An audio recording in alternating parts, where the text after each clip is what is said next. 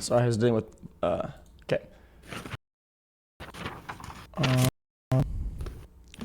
Oh wow, this is like my old scenes. Saying that'll work out.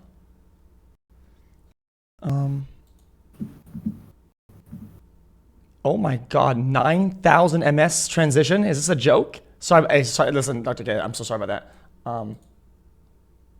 Oh my God, I had a 9,000 ms transition time. Yeah. Okay. What does that mean? Oh yeah. So basically, it means that like when I switch scenes, it takes 9 seconds to swap scenes. Like it took like an hour to get there. But it's okay. I'm all good now. We are all good, and I'm gonna go cam off so I could show you mine, and then we're all good to go. Sounds fair enough? Okay. Okay, turn camera on. The moment. Hey, what's up, dude? Hi. How are you? I'm doing pretty good. What about you? Good. Been pretty busy, but. Do I look red to you or not? Maybe a tiny bit, but there's the light is behind you, so I can't see the tone of your face very well. Oh, okay. That'll work out. Okay. If people say you're loud, so I'm just gonna turn it down maybe a tiny bit, but I think it should be fine. Can you talk one more time?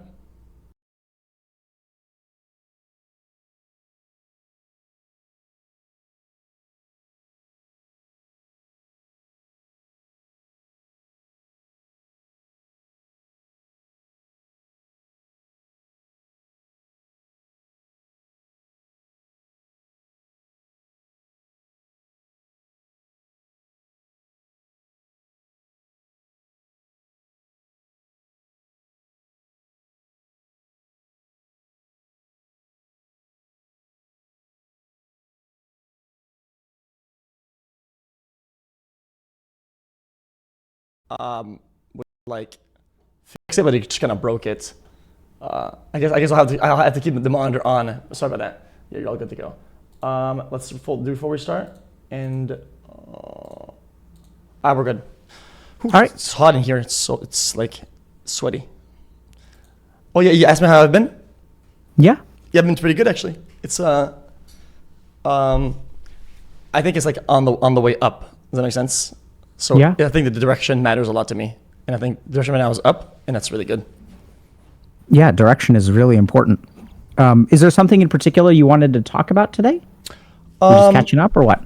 Yeah, just catching up. Sure, yeah, we could kind of start like that, and then you could kind of like inquire about like I guess certain things that it's kind of hard to pinpoint like stuff to talk about, right? But sure. I mean, there's so much to talk about that I guess we'll find something for sure.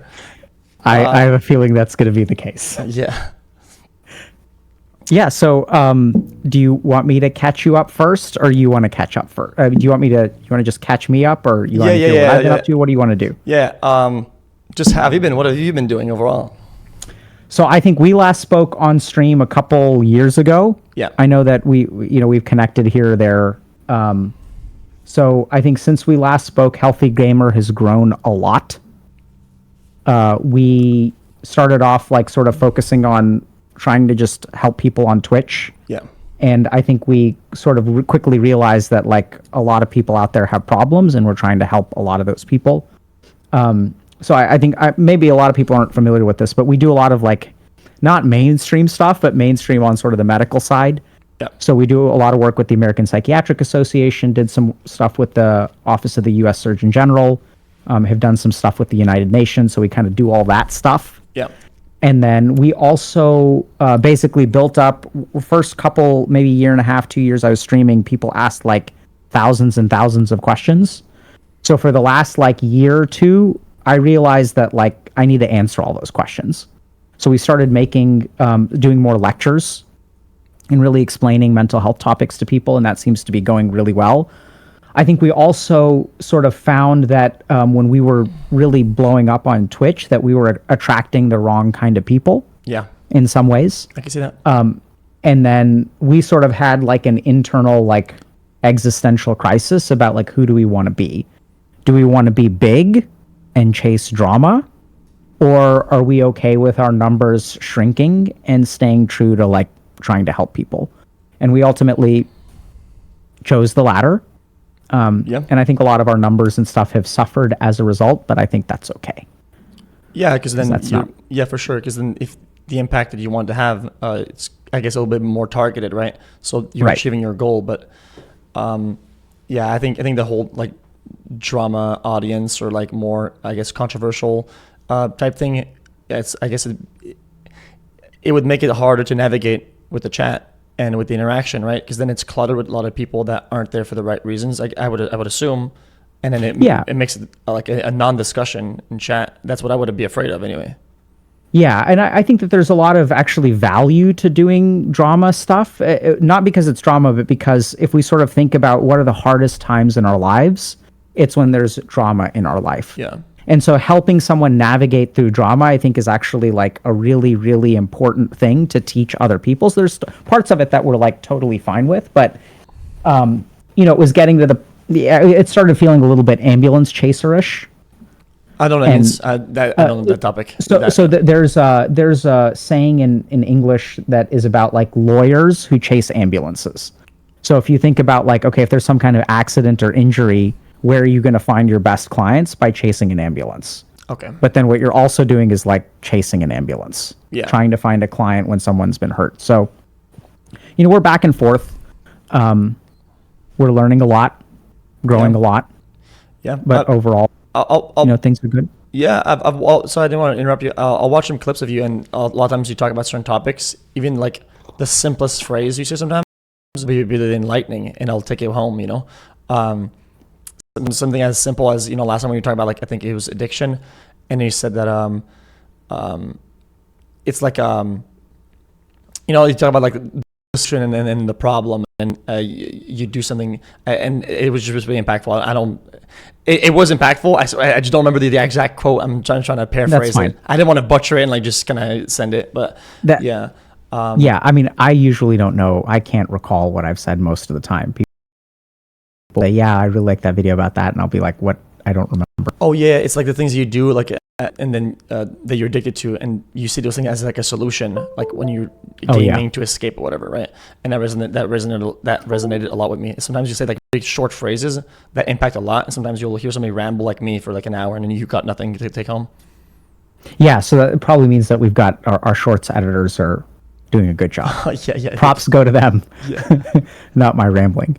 So how have you been over the last couple of years?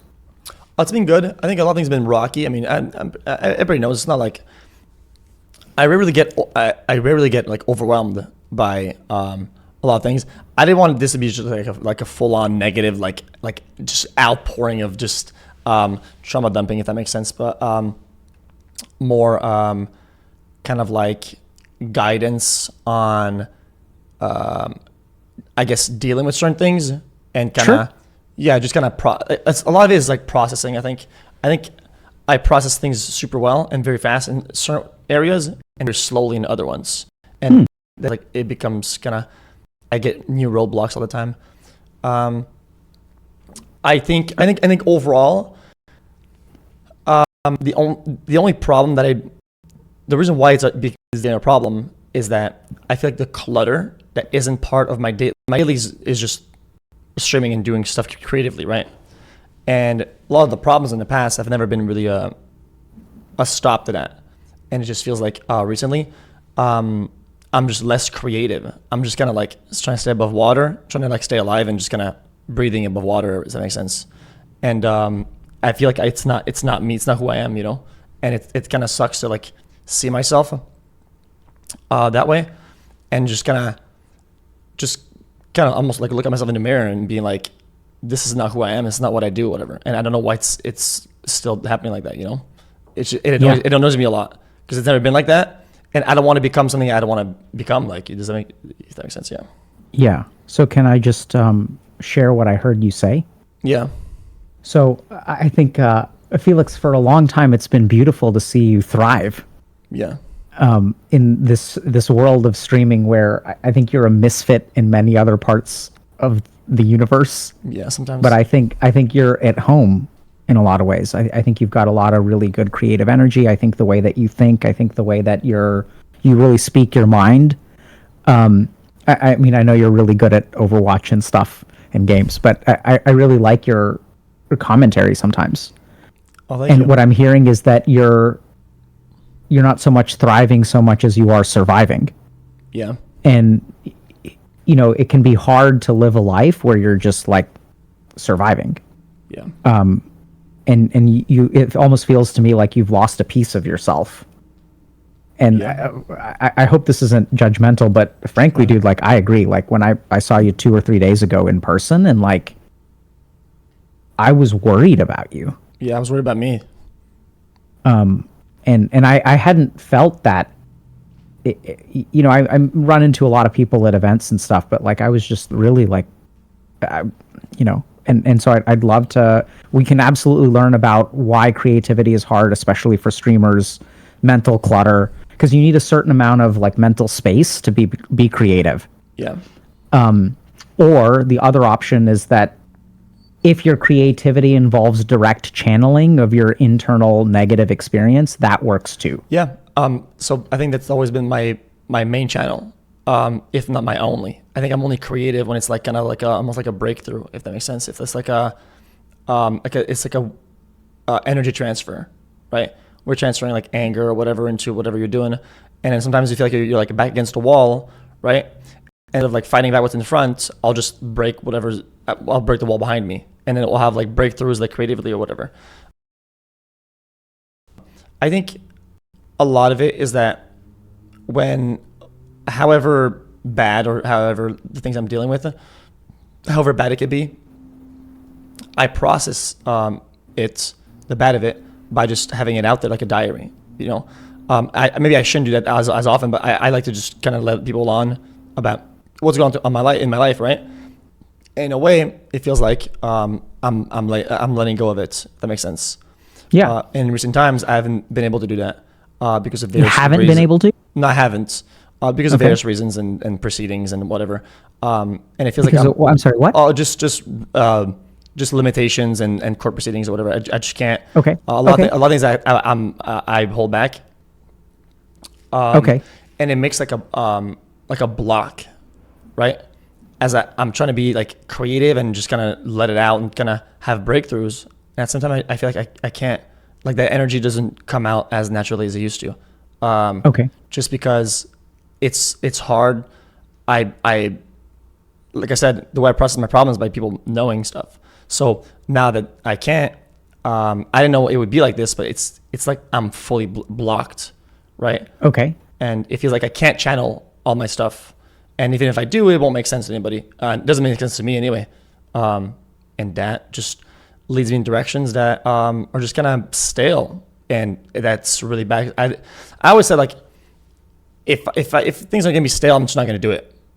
Right? People always said, oh, streaming and money and this and that. And it's a career. I always said, if I don't feel like it's fulfilling and I don't feel like it's I just won't do it. And I always said, like, if I'm going to quit one day, I'm just going to quit overnight and you're not going to see me again. Right? When it stops feeling like it. But that's not how I'm feeling right now. It feels like I can and I will, but it just feels like I'm currently blocked. Okay. What do you think it is that is what makes it hard for you to access that creative energy? What makes it hard to access that energy?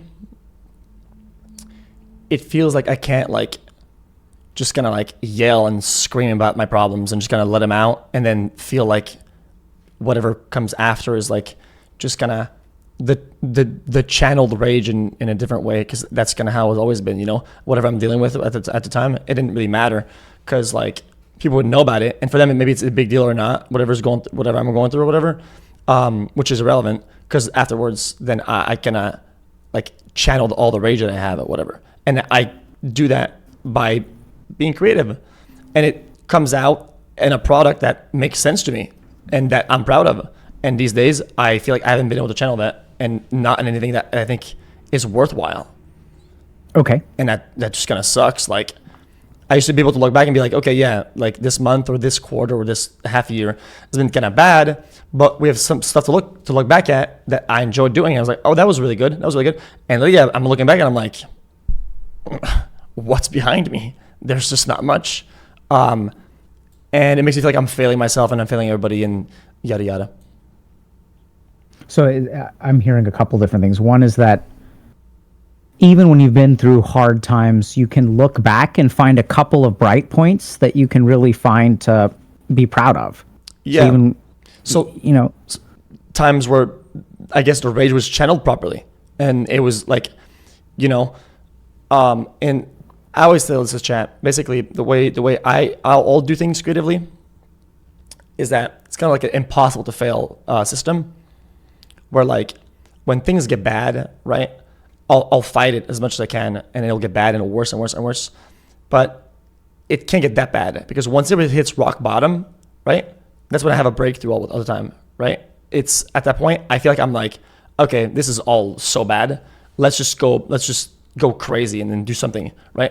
And I've always been able to cycle out of it and just, does that make sense? Like just have a creative breakthrough and then do good again, and then gonna get out of that. And now I feel like I'm like near rock bottom, but I'm not having that kind of breakthrough because I'm blocked out of doing it. Okay, so yeah. What I'm kind of picking up is that you mentioned that you process some things fast, and in the past you used to process by just sharing, like just kind of letting it all out into the open. Yeah.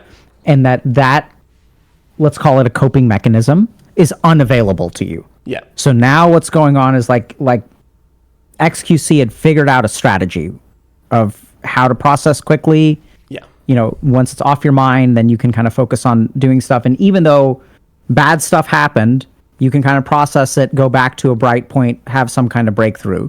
And what I'm really hearing has changed is that you're kind of not allowed to talk about it publicly.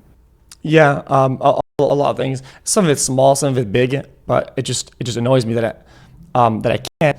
Even if I'm sure there's a world where I even wouldn't, just having the option to do it, or having it's just the freedom, the lack of freedom. Even though it's just one part nobody wants to hear about sometimes, and nobody, I guess, would care about it, right? Well, I care about it. And it's like really small blockades that go into bigger ones, right? Okay. And so yeah, go ahead. Go ahead. No. Yeah, no, I just feel like I was on like the back foot, and it's just not like, it's not like getting better, and also it gives me like an excuse to do bad or do worse, and I end up just falling to the rabbit hole of just, I fall for it. I go like, oh yeah, I'm dealing with stuff, so like, yeah, it's I can't do as good as I'm dealing with something that you guys don't know about, right?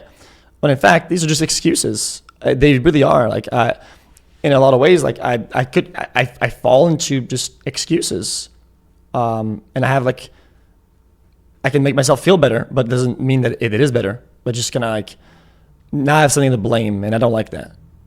Does that make sense or not? Yeah, Felix, I'm hearing a lot of powerlessness. Yeah, that's what it is. Yeah. Like, I hear that you're not able to bounce back. I hear that,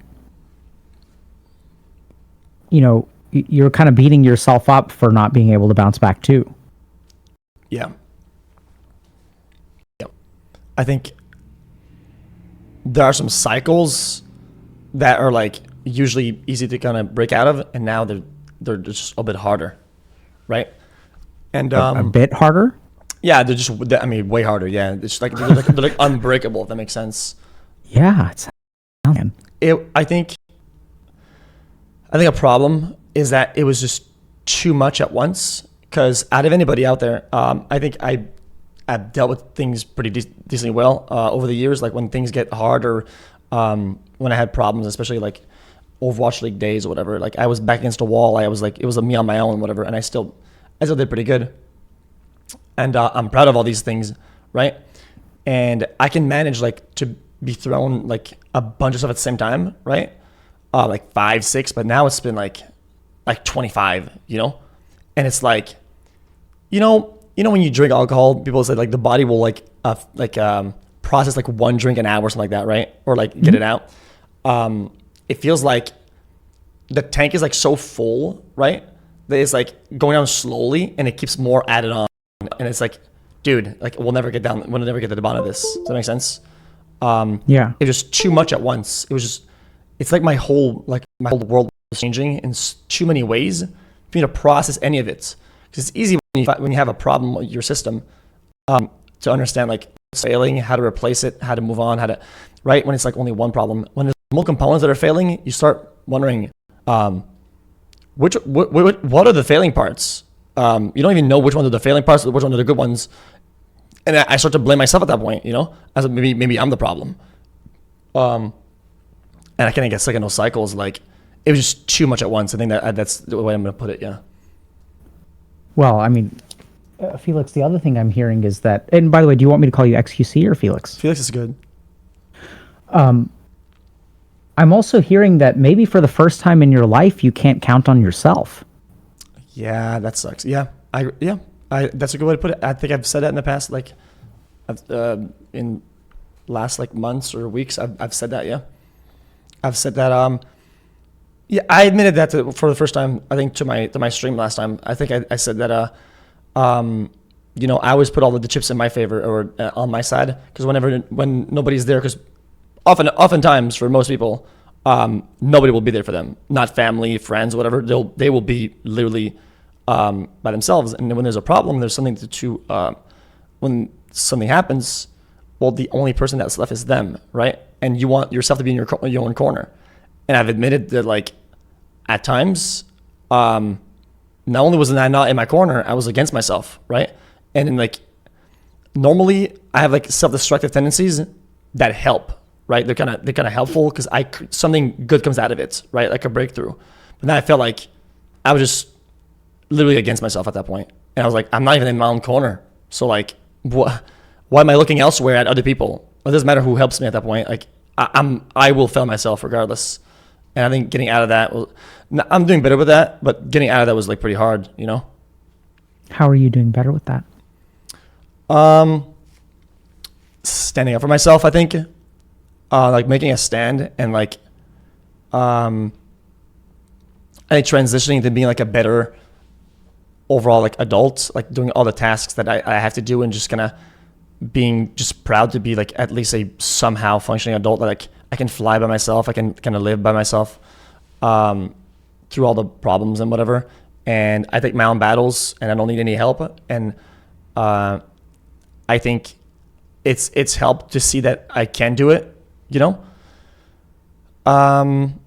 for the longest time, I had somebody to fight my battles with me, and it kind of felt like, in a way, when I go live, I have my own little sun or my little spotlight above my head, right? Like, you go live and I have my own little sun and chat and everything, all the fun and all the creative stuff is cool and all.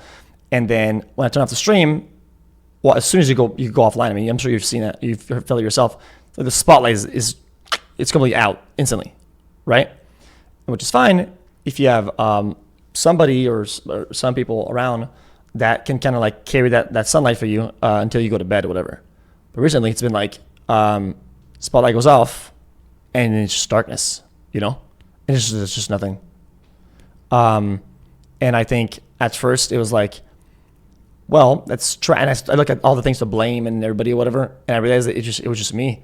I feel like I have to be a little bit like stronger and take accountability for the things that the problems and the things that I've done, and just kind of like just kind of level out with myself. I think I've never really had a talk with myself for a while. I have to level out again. Does that make sense? Mm-hmm. And I think that's been helping. Yeah. Can I think for a second? Yeah, of course. So what would you like guidance on, Felix? Good question.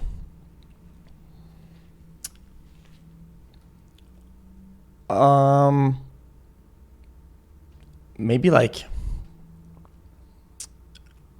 finding ways to find what I actually want and kind of like who I am. Like it's not like an identity crisis, but like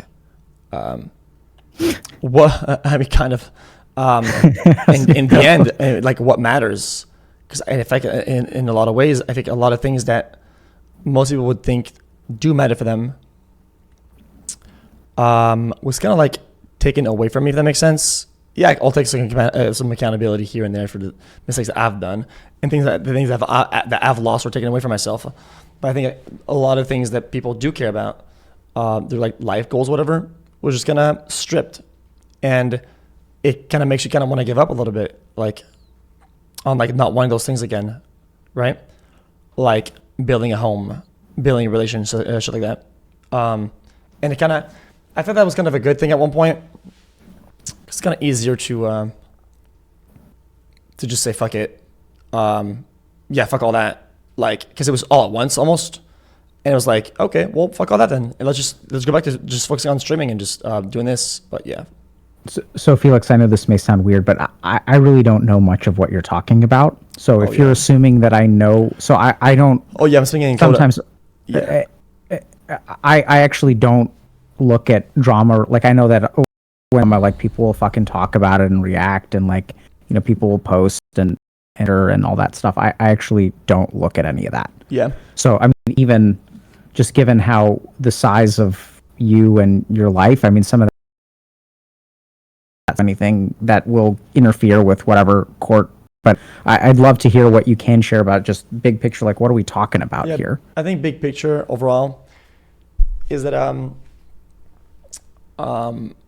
one of the earlier problems was like I always cared about at least building some form of like stability at one point, or like foundation, and for me that was like a home, like, and I had this kind of like dream of like building a home at one point, and I was like, I want to feel at home, and I kind of chased that for a while, and then I kind of like I bought this house and then started furnishing it, and then people look back at that era of that house as like the golden era of my stream, because I felt home, and I think after a little bit of time that I lived there, I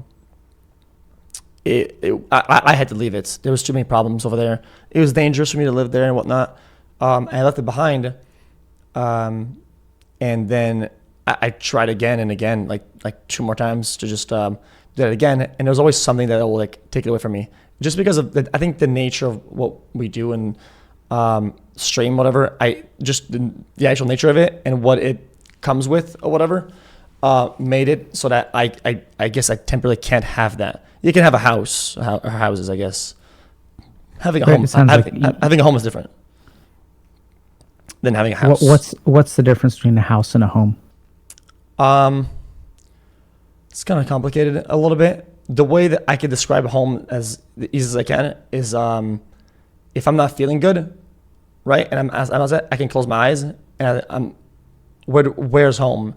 And if I picture home, I'm in my home and I feel comfortable now. I feel good, right? And that was like when I was younger, that was like my mom's house, and then I moved out, and then it was my other house. Like, okay, that's home where things feel like I'll be taken care of, or I'll take care of myself over there, or whatever, right? But now it just kind of feels like I haven't had that. Like I close my eyes and I see, where's a place that feels comfortable, and I just don't see it. Which sucks. Yeah, I'm hearing that you don't feel safe anywhere. Yeah. That there's no place that you can count on to be safe. Yeah. That takes time and commitment, but it just felt like it was kind of like pulled from under my feet. So many times, like it kind of felt like, okay, well, dude, fuck all that. Like, let's just stop trying. It's so much energy and so much resources like into doing it that like it's not like it happens once and then you give up and you're just kind of like bitching out of it, right? It's so often. It's like, okay, let's focus on other things. Let's try other shit for a little bit, because it's just clearly not working. And then just like I feel overall like friends and acquaintances was like just kind of a lot of fallouts and a lot of I felt anyway like a lot of like betrayals. I don't want to be like out here like screaming wolf or whatever. Like I'm tough to deal with, and I don't like water my plants, if that makes sense when it comes to friendships. But sometimes I kind of felt like a little bit like betrayed for kind of no reason. And then so like friends kind of, yeah, I do have better friends now, but kind of like that was out of the way. Then I don't have that. Then problems with like I had problems with family at one point, which ended up being problems with my relation. And then it was like relation, family, home, friends. And at one point I was like, shit, what's left? Like what actually is left? What do people care about in life that makes them fulfilled? That isn't any of those things, you know? And it happened all at once. So then at one point you just kind of like lacking direction. Can I for a second? Yeah.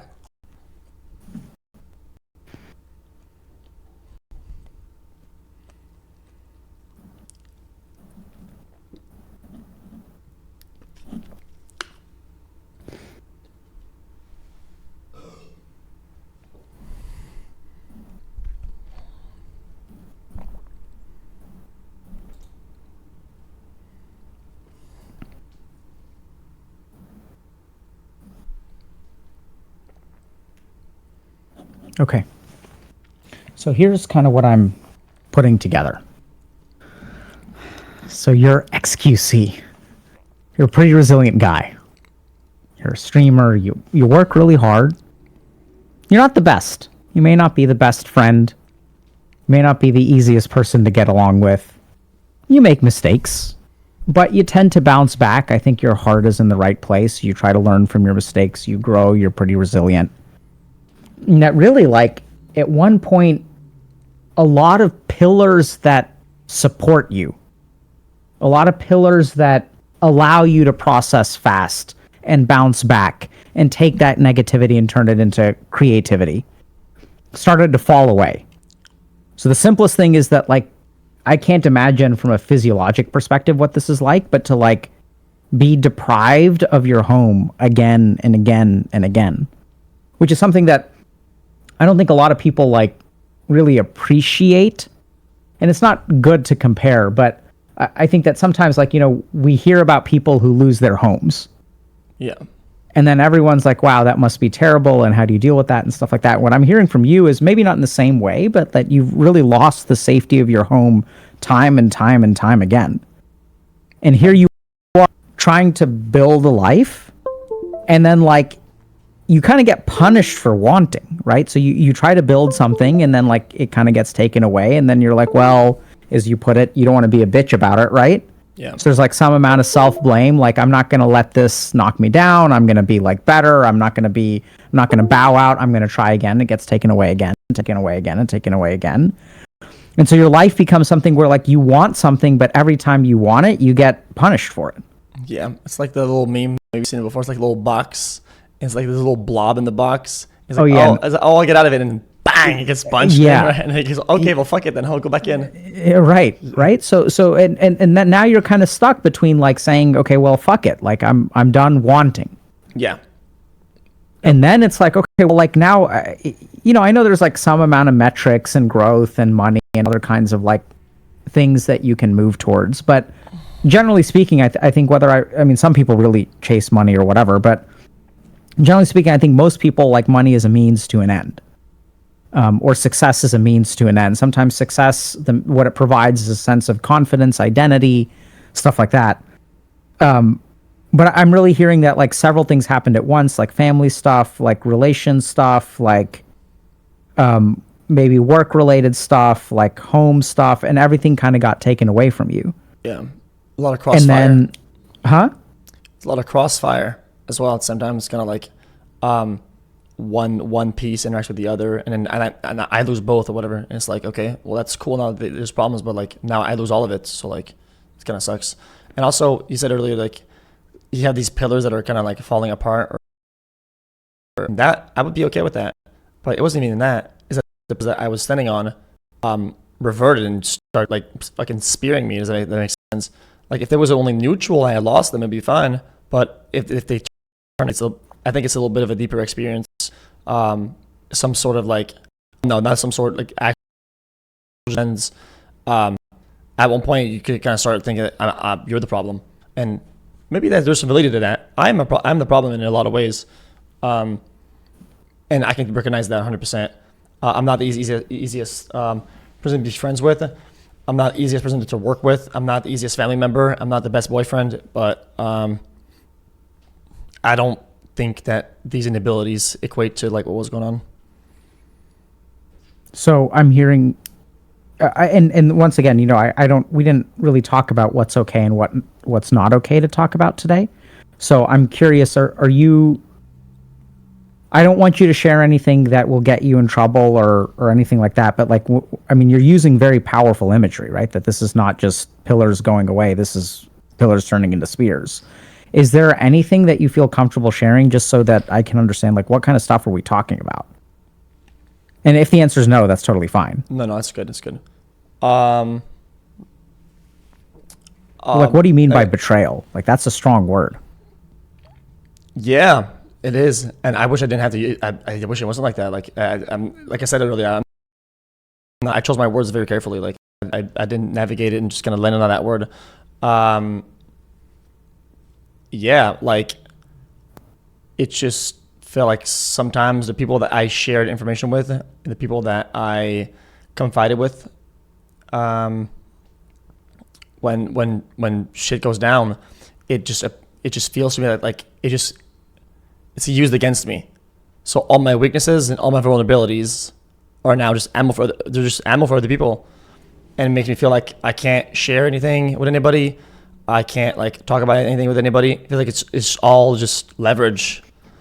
And then, yeah, leverage. So it sounds like yeah, it's impossible to trust people. Yeah. Oh, I've had my walls up for a while now. Yeah. A lot of walls and no home. Yeah. Yeah. You would think. That'd be crazy.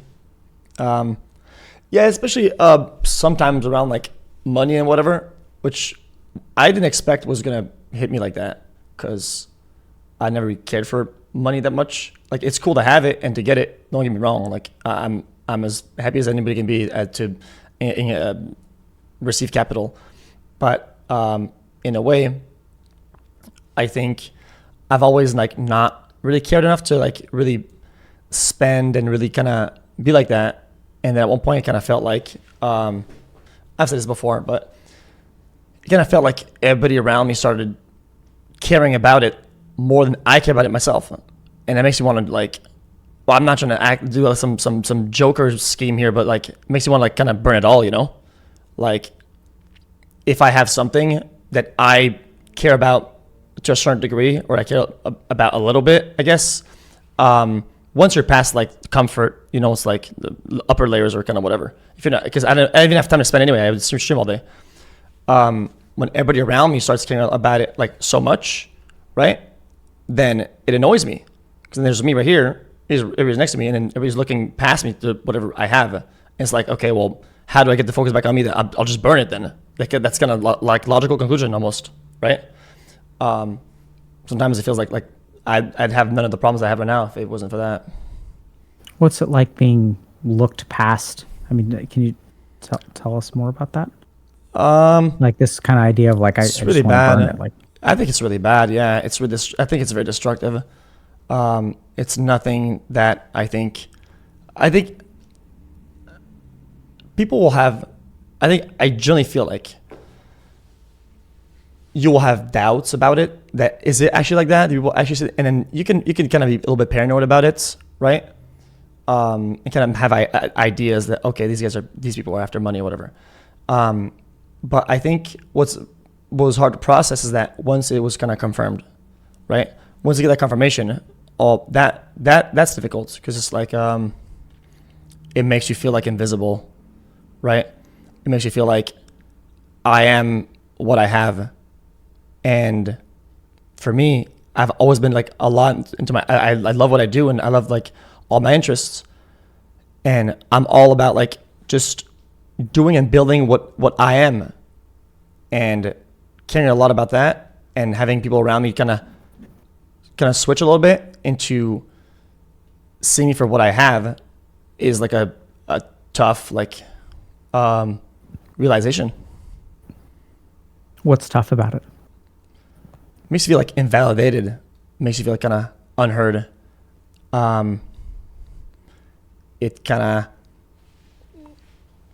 yeah, it makes you feel kind of alone a lot of times.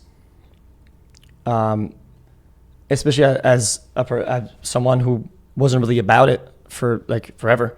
Like, you know, these are difficult things to explain overall. And I'll explain it. If it was just me and you, I explain it like in, let's say 80 words, but I'll go a bit beyond to give more context because I know people will watch and they'll wonder what I'm talking about. Well,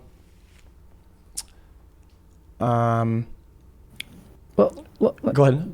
yeah, let me just, so I get that you're speaking vaguely, and that's, Well, Anyway. am I speaking in code? I think so it helps me a lot to understand like a detailed scenario. And at the same time, I'm like noticing that you're being very, very careful. So I don't quite know what you're talking about, which is okay. You don't need to share it. Okay. I mean, if you want to, it would be helpful, but I'm okay like respecting what I think is that boundary and just moving on to other stuff. Because I don't think that, I think the impact on you is more important than the details of what happened. Yeah, I think a lot of it is like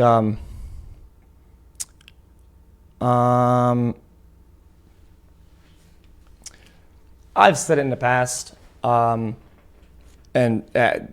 one of the moments, I think, one of the key moments that really hurt me the most, I kind of gave me that kind of realization, is that whether I was kind of right or wrong, or whether I was being kind of paranoid or not, I've said in the past, like, I didn't really feel good about like how I was feeling and my health overall.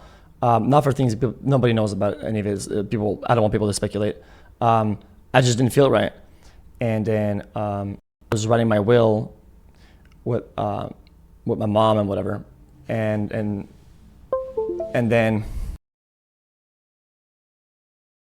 like yeah, I don't feel really good and whatever. And then if I die, if I check out, or like I want people to get stuff, and that person was not on the will. And then it was like at a moment where I'm like really vulnerable at my kind of lowest, like it's kind of like oh wow, like I'm so scared. I'm writing a will down, hearing them just say like, okay, then if that happens, then what do I get? It's kind of like wow, shit, that's tough, you know, because it makes you feel like even if you were to fucking check out, like you would still be what you have, you know. And I think that was like really impactful. That's kind of where things kind of fell apart. Yeah.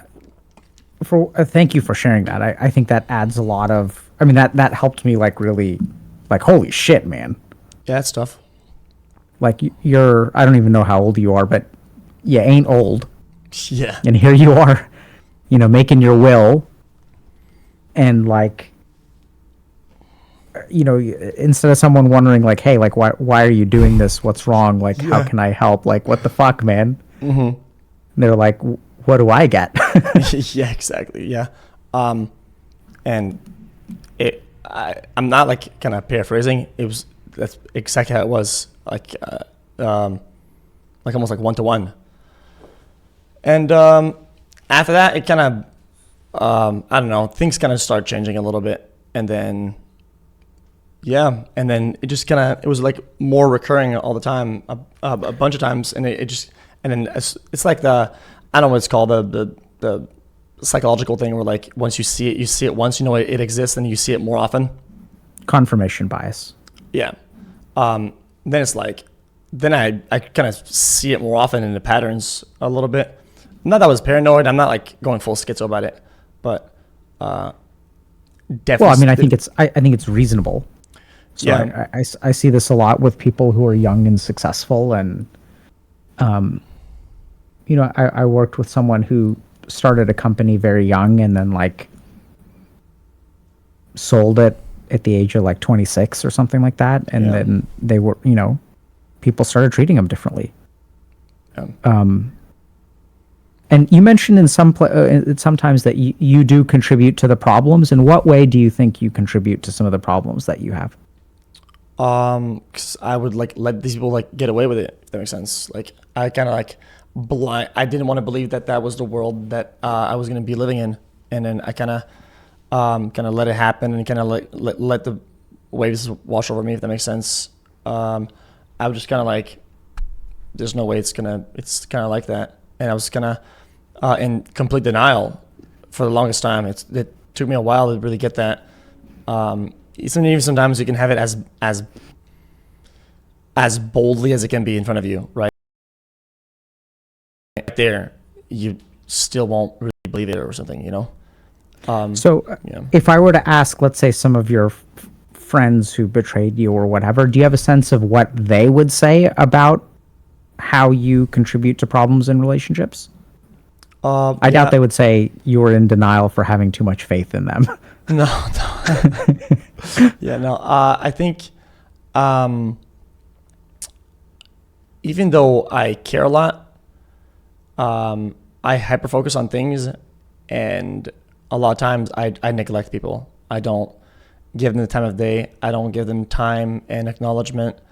And like I said earlier, I don't water my plants, and that was a big problem with my relationships as well.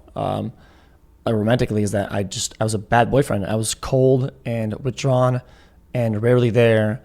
And when I'm there, I'm just kind of like, my head is like cooked almost, so I'm like kind of just being there, especially with friends or whatever. And that contributes to problems 100%, because then make people have ideas about what you think or feel about them, and they probably think that you're like almost against them or something like that, right?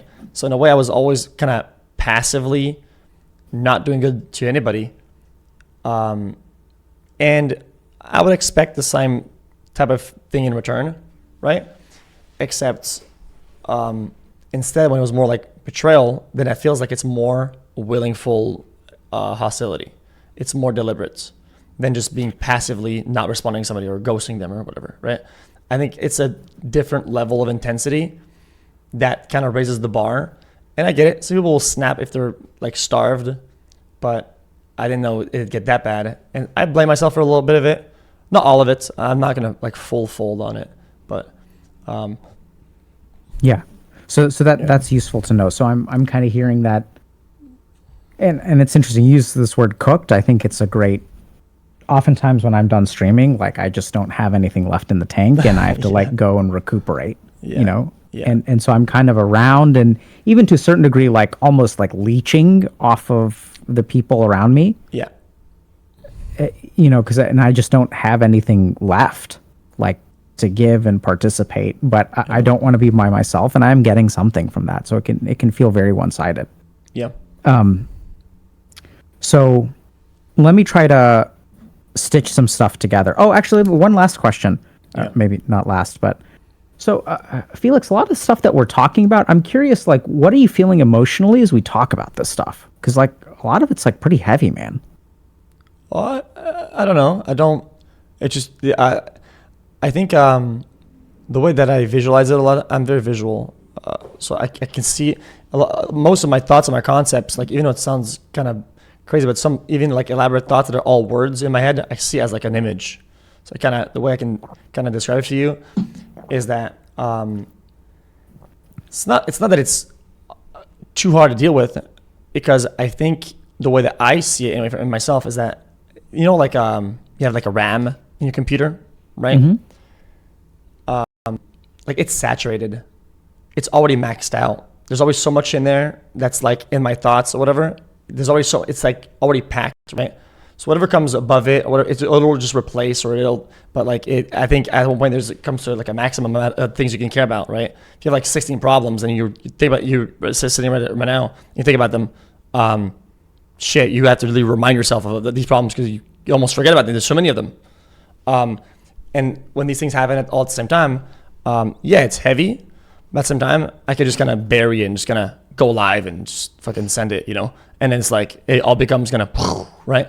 And the biggest problem with that is that I'll process them kind of passively by just doing stuff, but with just the recent stuff and whatever I have to deal with it. For the first time in my career, if you want to say a career, I have my phone upside up, like whatever, with the, like, there are some things I have to kind of be receptive of, and if I get communicated stuff, I need to like answer like kind of like now, right? So I can't like escape it entirely. I can never like just say, okay, I'm closing Discord, I'm closing Twitter, I'm closing my text messages and put it on snooze and I'm gonna go live for like the whole day. I have to like constantly just kind of check up on it, and that's been like the big roadblock, is like just feeling like something is gonna happen, something's gonna say something, somebody's gonna do whatever, and just kind of being in that cycle of like reminder that the problems are there. I can't even escape them. Okay. So one more question. So you mentioned that sometimes you kind of air this stuff out on stream and stuff, and it helps you process. Have you tried airing it out privately? Yeah, a lot of people know about a lot of stuff I go through. Yeah, and it doesn't help. It doesn't. It just doesn't. Like, just flat out. It doesn't, and sometimes even the solution don't give me any peace. Like, sometimes the resolutions of these things, like it's almost like you're kind of chasing it down. It's like you finally get it. It's like, okay, well, that doesn't feel any better. Okay. Right. So I'm hearing that that's not helpful. Have you tried with a professional? No. Okay. So Felix, here's what I'm kind of. Do you want me to ask you more questions? Are you enjoying talking about this, or do you want answers? Yeah. Oh yeah, for sure, 100%. Yeah, no, you're all good. Yeah. No, but what do you want? I like questions. I think talking about it now, I kind of reprocess it, because that makes sense. I can't just hear myself talk, right? These are some things that I haven't thought about in a while or something. It's kind of helpful to just hear myself talk about it. Yeah. Questions. You can have answers if you have one like on the fly, but yeah, we can just kind of go. Yeah, just keep asking questions. We'll see what happens. So is it helpful to you that I'm asking questions? Yeah, I think okay. You're getting a better grasp of what's up, and I think you're smart enough to interrupt me and kind of have like a solution when you find one, or like something to talk about whenever. I think you pick up on those things, and I kind of trust the process. So. Yeah, so I think I'm at kind of like a pausing point in the process, and I'm going to give you a couple of options. Yeah. So the first is that, like, speaking in the vague ways that you are, and I'm not saying that as a criticism. I know that you've got good reasons for it. Yeah. So if let's like understand something about processing. So saying the words that need to be said is like really important.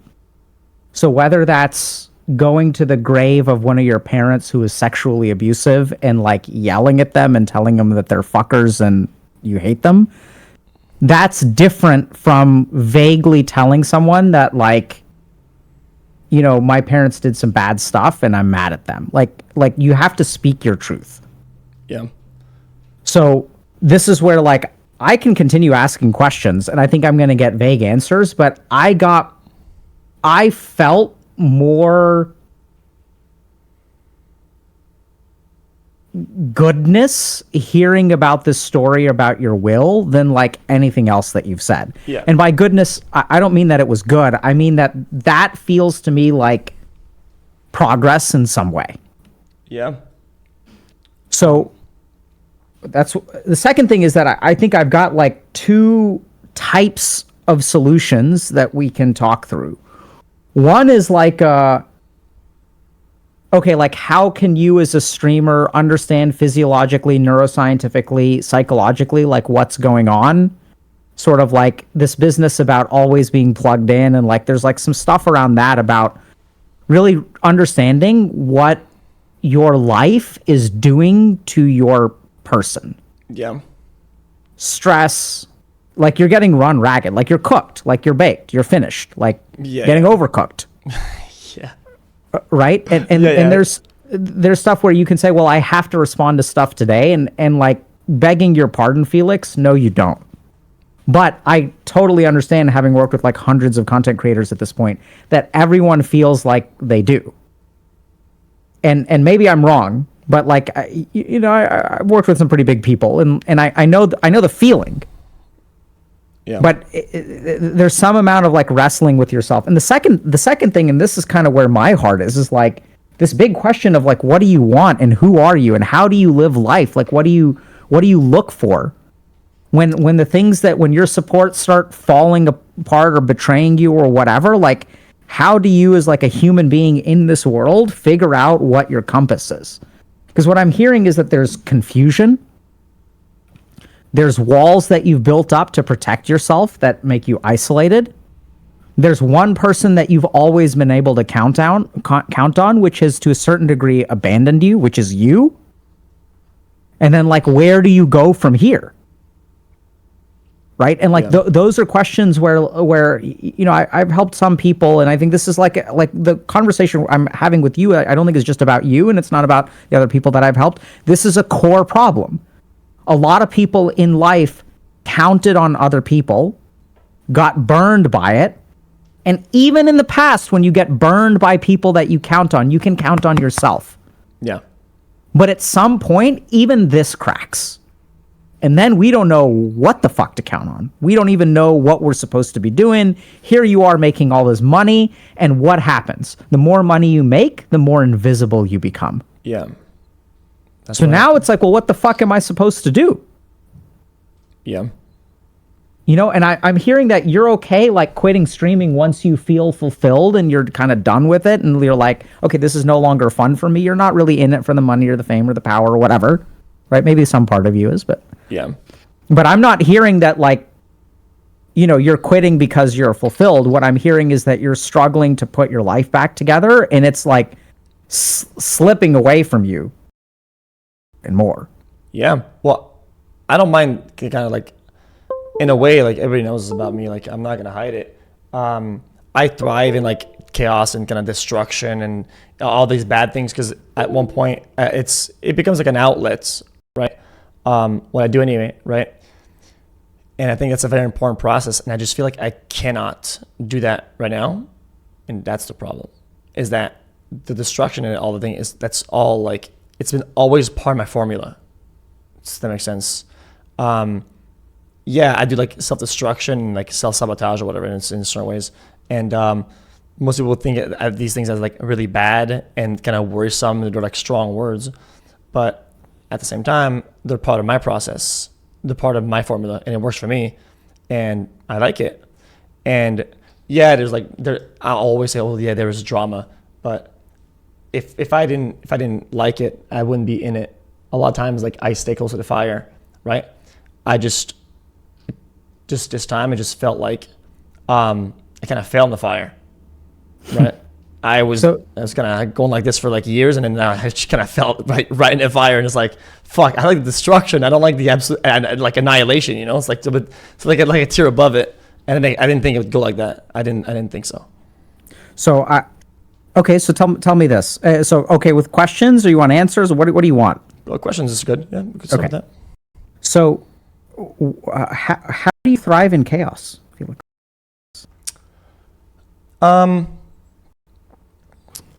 This is an analogy that I use sometimes. It's the scratched phone analogy. You get you're really careful not to scratch it, right? Oh my God, I can't scratch it. And then you get really mad at it, right? So you could apply this analogy to anything, like your room or your head or whatever. And then once I get one scratch on it, then it's all out. I don't care anymore. And then it's like I'll get 1,000 scratches on it, right? Because it's damaged. And I cannot be, I'm not a very good adult enough to maintain intact or like overall intact things, right? And it feels like it's easier to thrive when it's all out. Like if I'm gonna have a little bit of trash on the ground, I might as well have the whole room full of it. If it's gonna be a little bit broken, it's gonna be completely busted, and that's kind of like, it became kind of my world and my environment. And anytime I rented like a nice house or something nice, or I get something cool, whatever, I hate it because it's not my world I thrive in. I like the, like way back when I used to stream in like a garage and in a basement, and it's like full of trash, and it's like, shit, this is kind of hard, you know? It's easy because it's all, I don't feel like I have the responsibility to maintain it and whatever. And that's just always been my world. And that's what makes me thrive. Yeah, that's the chaos of it. Can I think for a second? Yeah, of course. It's beautiful, by the way. Thank you.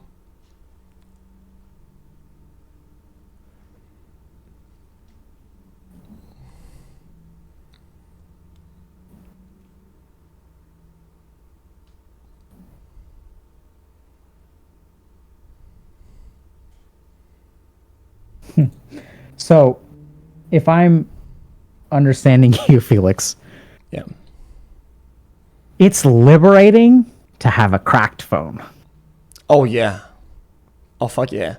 Because then it's like it falls into the water, jumping on the ground. Hey, it's cracked. Who the fuck cares? Yeah, and it's right. like, It was scuffed anyway. and if I'm mad at it, if something's going on, I could chuck it, and I'll be You like, can chuck it. It's scuffed. I'll be like, dude, that's kind of how it feels, you know? Yeah. And it feels good. It's yeah. Yeah. Go ahead. It's freedom. It is. It's the feeling that like it's so broken.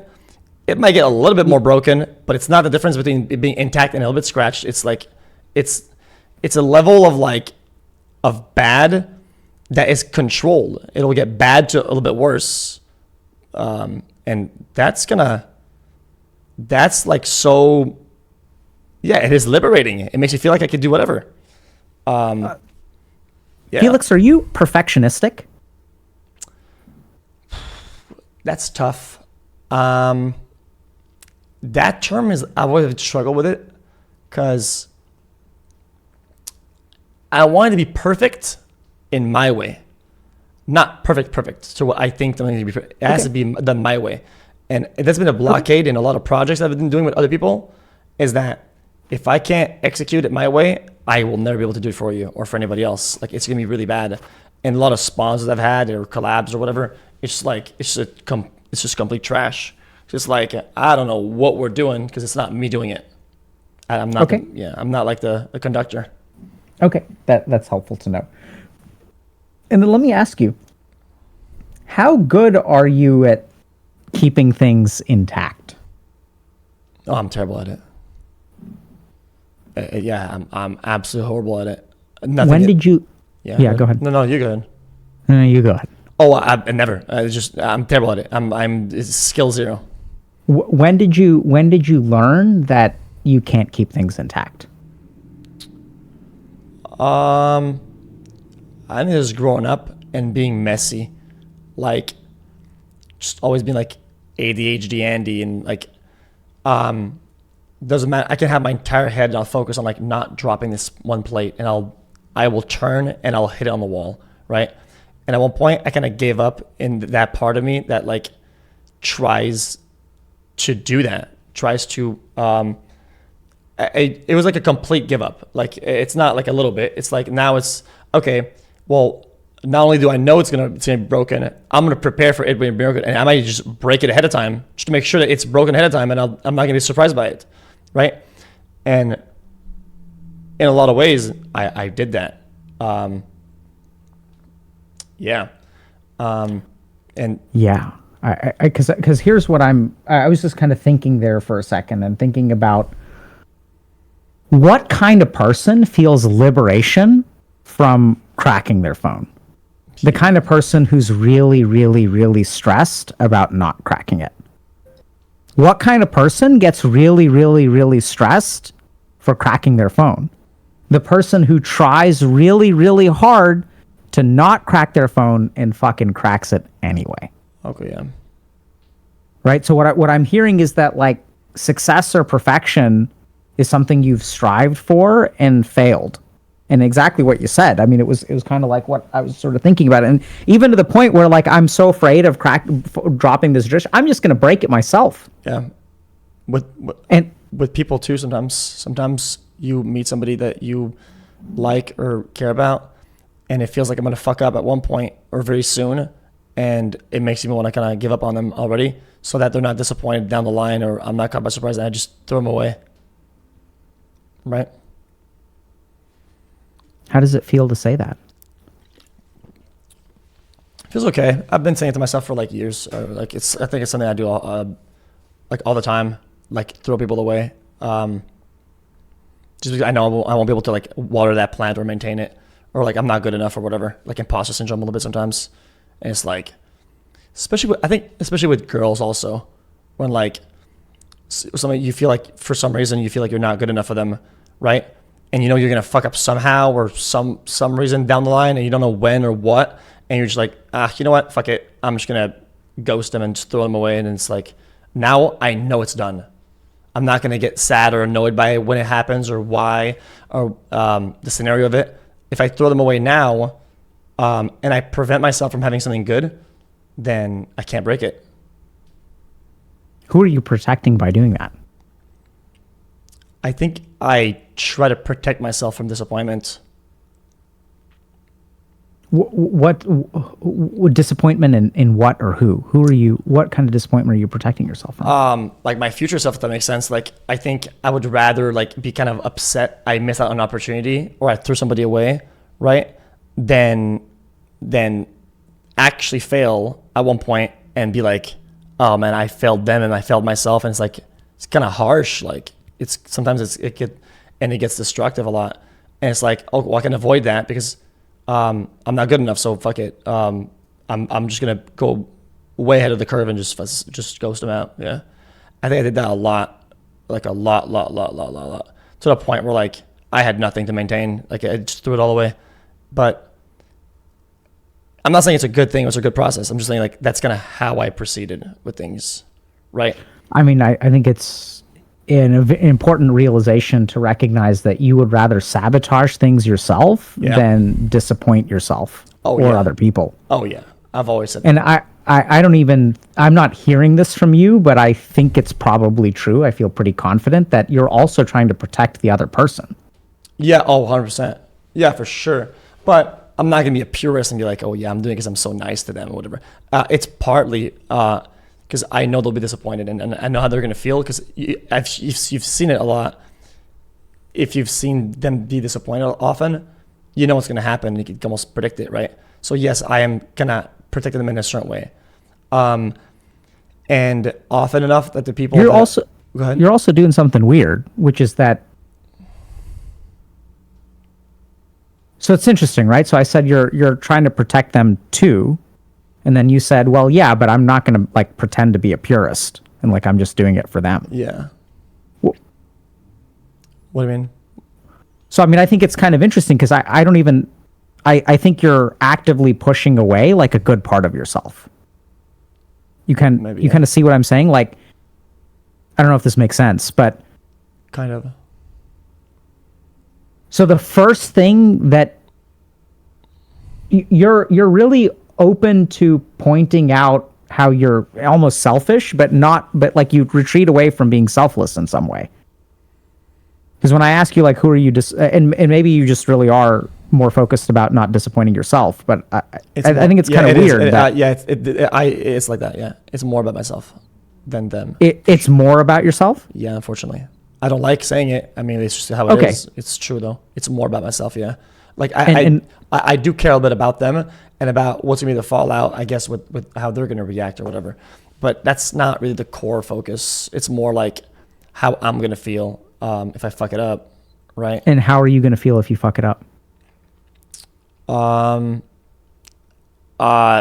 get dark. Like it'll be like super upset, man. It's kind of like it's gonna be like cowardly at one point, because that's how I know that's how you progress, right? Through failure and then understanding what happened and whatever and all that, right? But at some point, I feel like you failed so often that it's almost like you're predicting it. So it's like you're predicting your own failure, and it's like a self-fulfilling prophecy or something.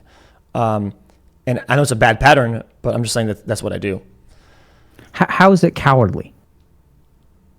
Because that's not how, I don't think that's how you improve as a person. It's not how you grow and get better, by predicting you're going to fail and like making sure you fail but ahead of time.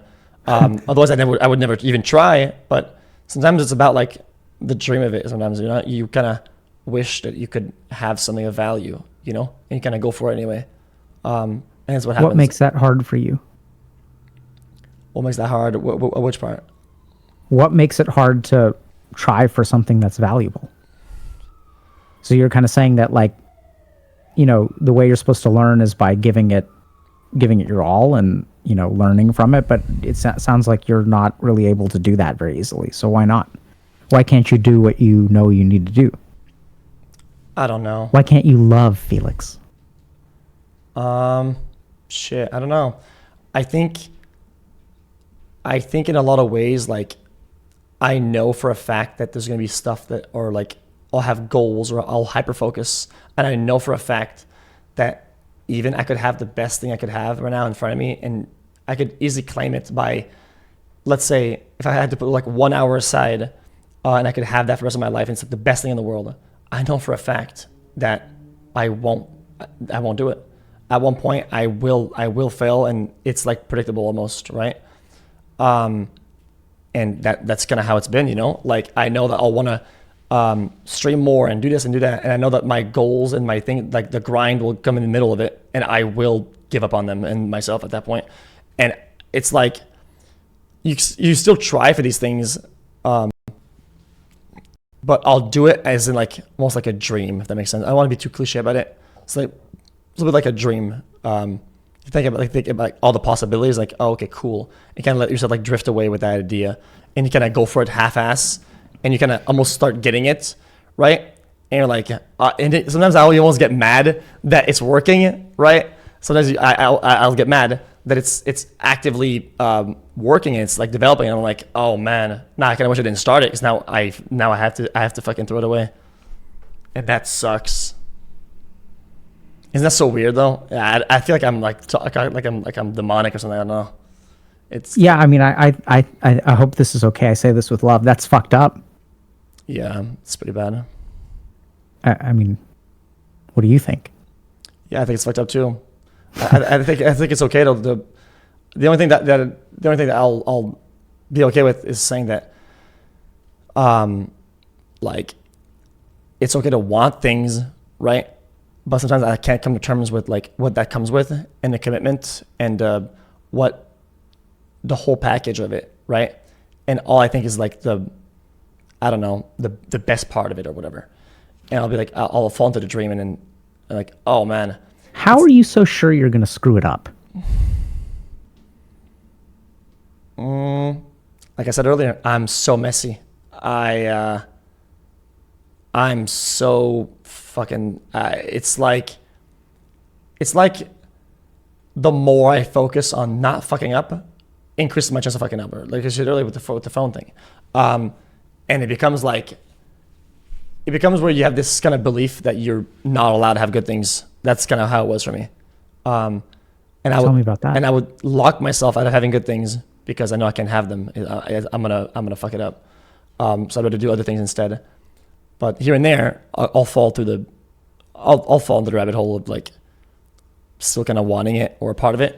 And like I said earlier, like I'll be like, ooh, this is working. Fuck, I wish, like it's crazy when it just kind of works. Like with some way back when, like I'd like talk to a girl or something, send her DM or whatever, and I'm talking because I'm like, it'd be cool if she replied, right? And oh my god, and what if she was my girlfriend? That'd be so nice. And then she's so hot, and like, oh my god, she's kind of out of my league, and it's kind of crazy. And then she replies, and then at one point, like it's what I want, right? In my head, I'm like, I really want her to reply, and she does, and I'm like, oh my god, I'm like, oh god, I gotta throw it away, and then bang, you throw it away, and that's so dumb. Yeah, but I mean, I think so. So Felix, when there's a part of us that is dumb, I don't know how to say this. The stupider it is, the more correct it is in a weird way. So like for you to learn that and believe that, you had to learn that lesson really, really hard. Like you had to learn it in a big way. So when did this idea that you're not allowed to have good stuff, where did you learn that? Shit, that's tough. Yeah, I don't know.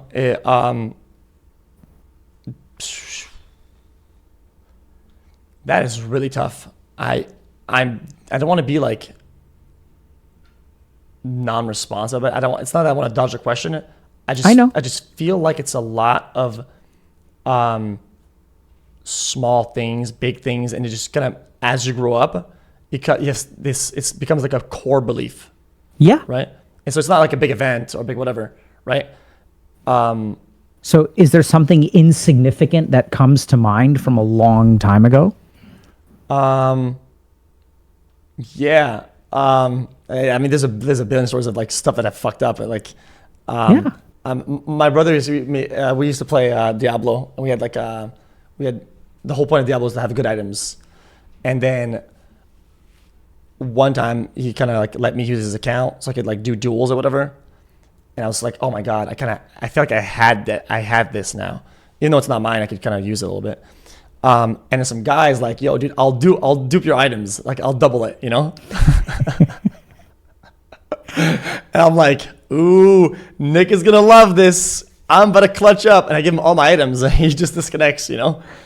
And then he comes home from school and he's like, yo, dude, what happened? We got hacked. I'm like, oh my God, we got hacked. No. And I never told him. I'm pretty sure to this day he doesn't know about it. His best character was just naked because of what I did, and just small stuff like that makes you feel like it doesn't matter like how easy I get it, how hard I work for something that I'll have, I will throw it away one way or another, unintentionally, and that belief becomes so strong that like, okay, I will do it intentionally now, because I always say, yes, sometimes I'll build a tower, right, like a success in one way or another, or I'll build something. It feels really good that when the tower falls, because I broke it, nobody else. Yeah. And when that power is taken away from me, I become like a demon, because nobody breaks my tower. I break my own, and it'll break, but it comes from my hand. And when that power is stripped away from me, it makes me like, that's when things get really bad. You know? Really bad in what way? Like it gets bad. I get like just in these mental cycles, like of powerlessness, right? Because I want to have the option. It's not that I want to destroy everything I've built, right? I want to have the option of it. Does that make sense? I want to have the button that says "fuck this shit, I'm out," right? Yeah. And break it down. And So that's kind of how I felt with like people and money. That's kind of how I felt. Or like, yeah. Yeah. So, I don't know if you had this experience, but when you're growing up and kids make fun of you, Yeah. one of the things that kids will start to do is if people are bullying you and making fun of you, one of the things that you learn as a kid is you're going to make fun of yourself. Yeah. And then you start beating yourself up. Yeah. And why is that? It's because you've got two choices. You can feel like crap and it be out of your control, or you can feel like shit and it can be in your control. Yeah.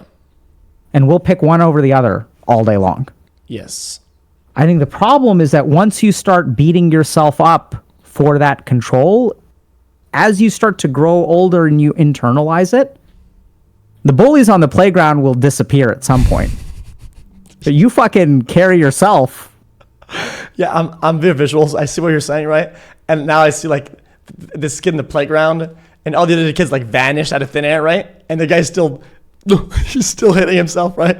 He's still doing it to himself. And everybody's gone at that point. And he's getting older now. He's still doing it, and people haven't been there for years, right? That's kind of how I see it.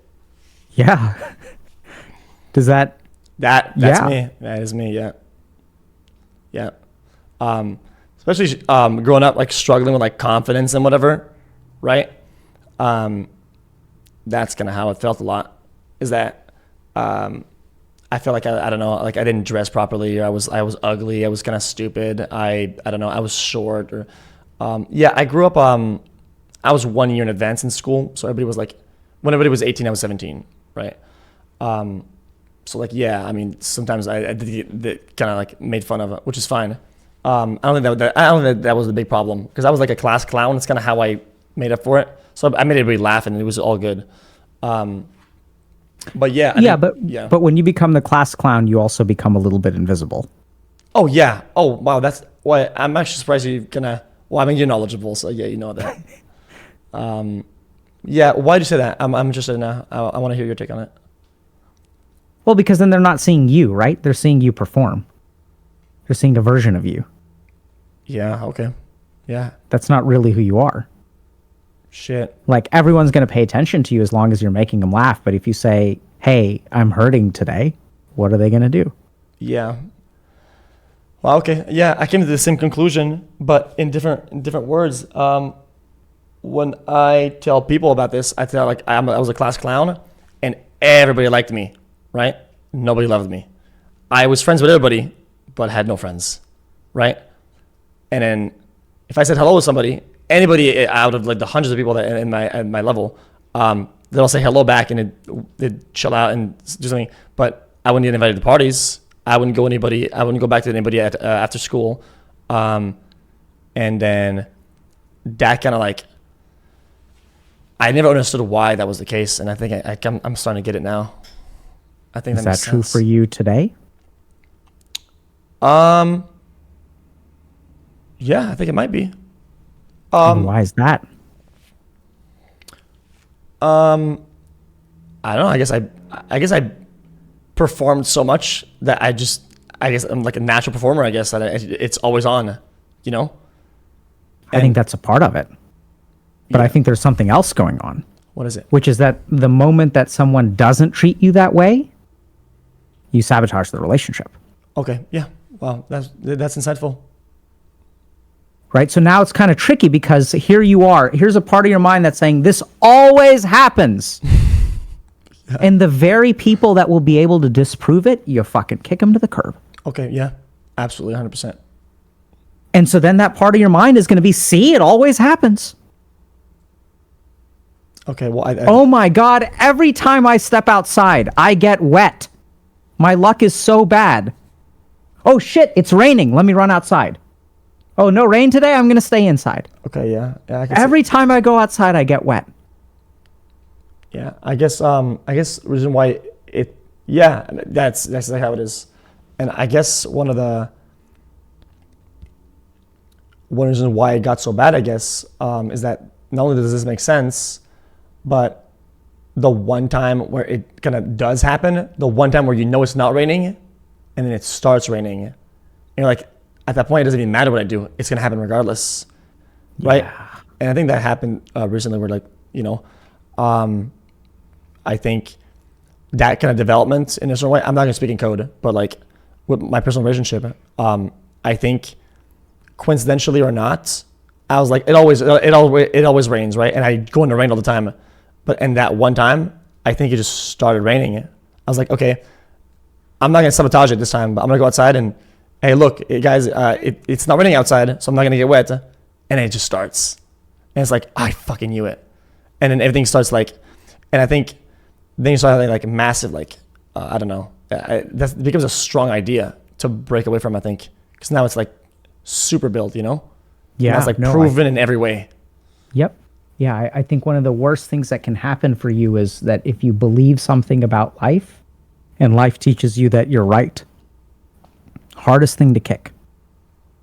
Yeah.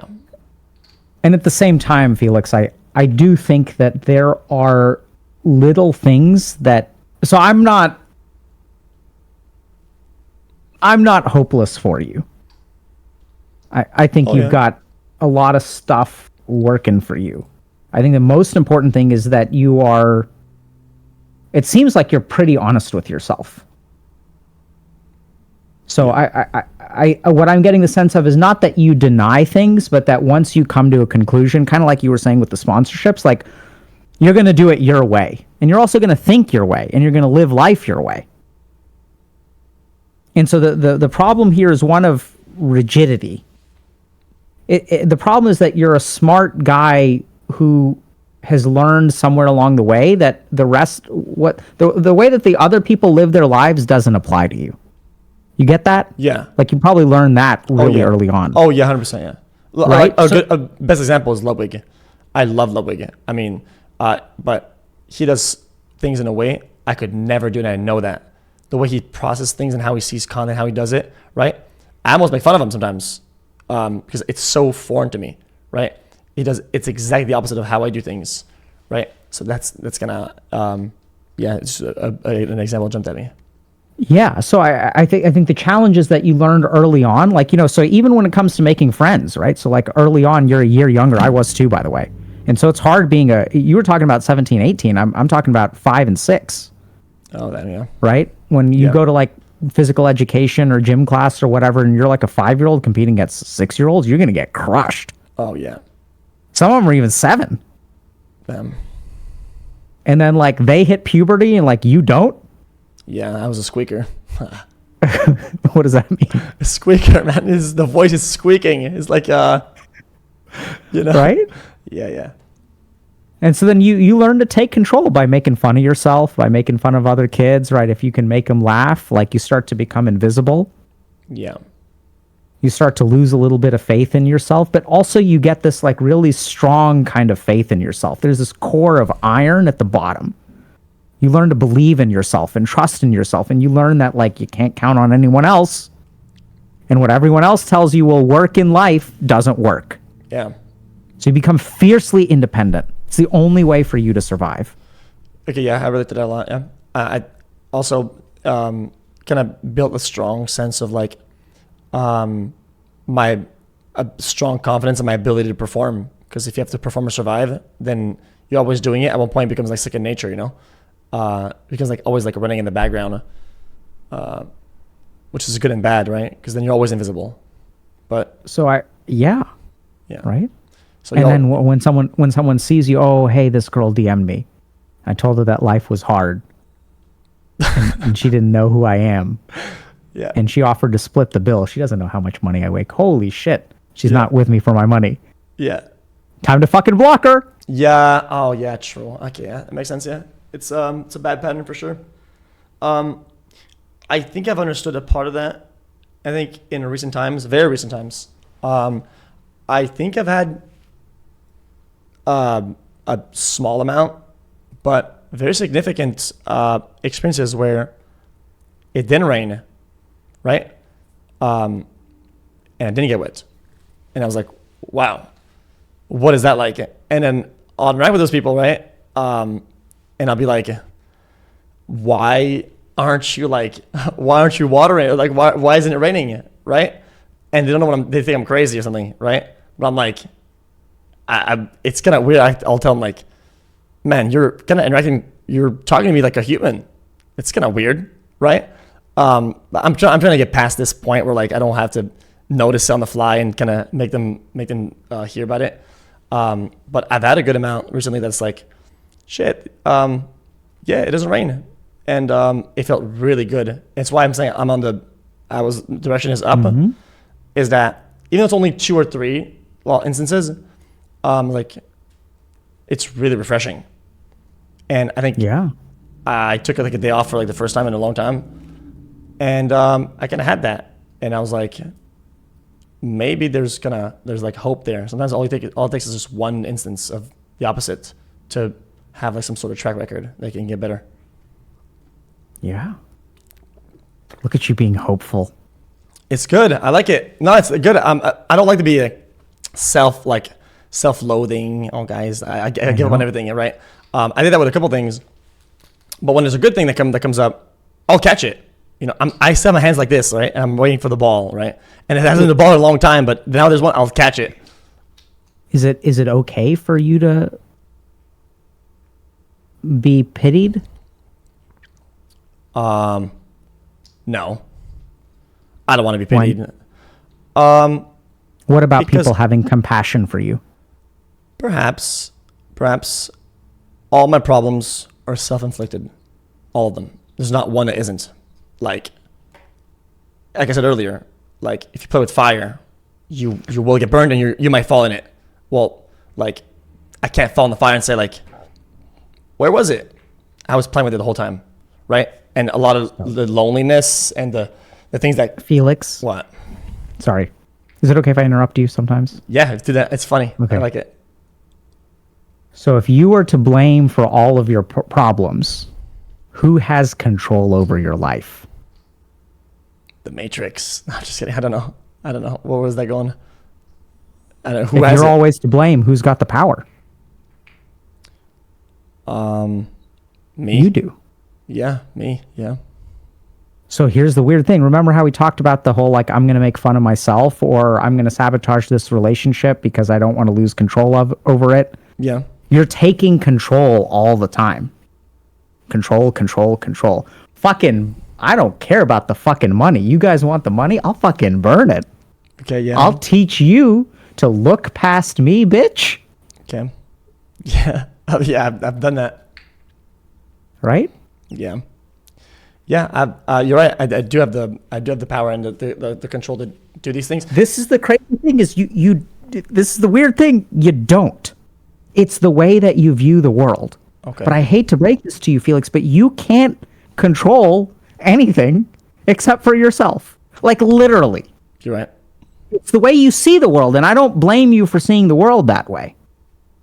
Because it's a way that lets us fix the unfixable. Because when I can't control other human beings and they hurt me, that means I'm fucked. How do I win this match? I can't win the match because someone else has power and I don't. It's a scary way to go through life. Yeah. But then the problem is that when you think you have all the control, all kinds of weird shit starts to happen.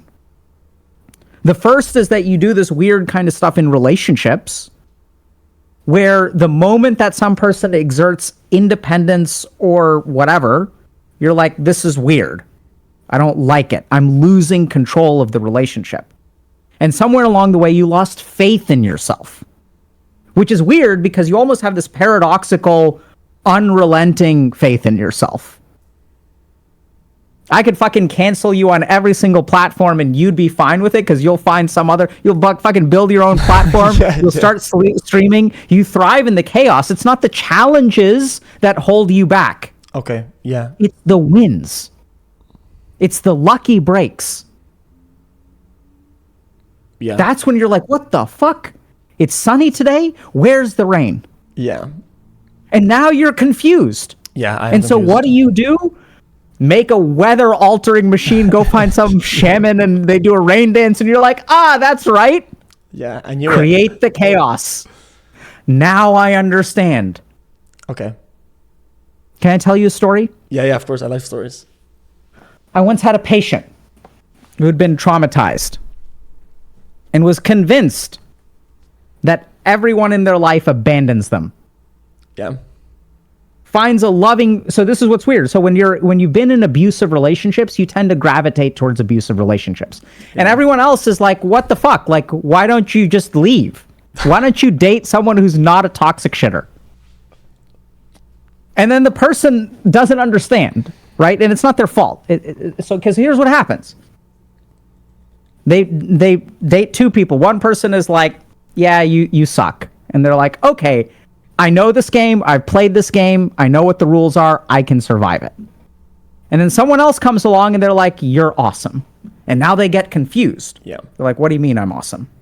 Because people have told them that before, and they start out being awesome and then they end up being abusive. And so then what happens, what really starts to happen, what's really sad about this is at some point they find someone who has faith in them as a human being. Doesn't see them as invisible. Doesn't just date them for their body or their money or whatever.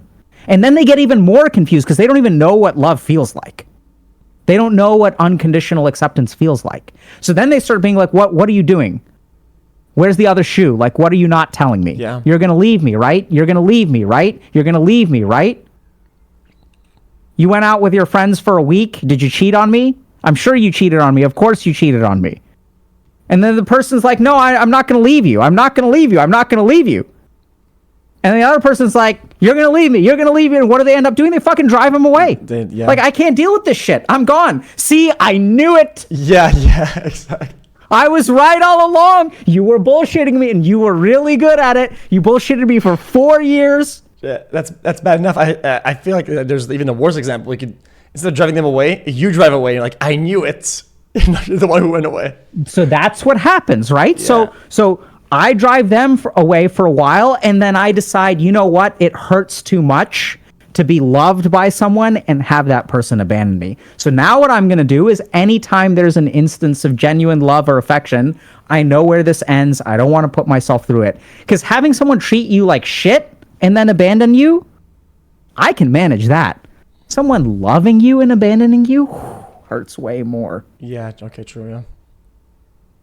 So Felix, it's the good stuff that hurts in life. Yeah. And like, you know, I see this with parents because like you don't really know, like I didn't really know what fear was until I had kids.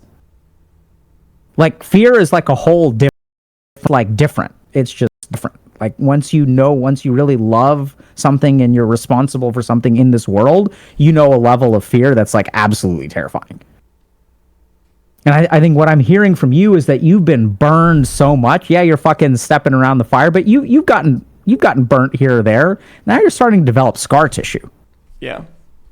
And then some bad shit happens, and you know some of it's your fault and some of it isn't. And I think that like you know, I mean, it sounds like for a lot of reasons you can be very hard in relationships. Like I'm not talking about just romantic relationships. You're kind of saying you don't water your plants and yeah, just all of them. Yeah.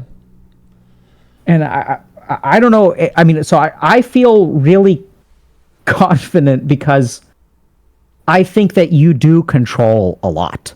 I don't think you control as much as you think you control. I think it's helpful for you to believe that you're omnipotent. Omnipotent? Because I kind of know what that means, but not really. All powerful. Okay. Right? Like the world is your oyster. Yeah. And at the same time, like I think there's weird stuff. It's really hard to be in a relationship with someone who believes they're omnipotent. I'm not talking about like narcissism. I mean that like when everything is under your control, you stop holding other people responsible. You actually let them do things like walk over you. That person who you talked about with the will, that person has signaled to you that they care more about your money 1,000 different ways before that moment. But you let it ride because it's, like if this person is like not treating me the way that I need to be treated, it's my fault. I need to change the way that I interact with them. You know, when you get bullied at school and you start becoming the class clown, you don't blame the bullies. You learn how to blame yourself because it's a survival mechanism. If you blame the bullies, all that's going to happen, you're going to get fucking bullied more. Yeah. But if you put the pressure on yourself, I need to be funnier. I can control this if I'm funny enough. It gives you power. Okay, yeah. Yeah, that makes a lot of sense, actually, yeah. And what's the solution to that, to getting out of that kind of... So a couple of things. The first is... So I'm going to... Give me a second, okay? I'm going to write this out. Yeah. By the child thing you were talking about, I feel like I feel that with my brother. Even though we're not that close these days, right? I can be hurt and get hurt by a bunch of people and hurt myself a bunch of times. It doesn't really feel scary or anything.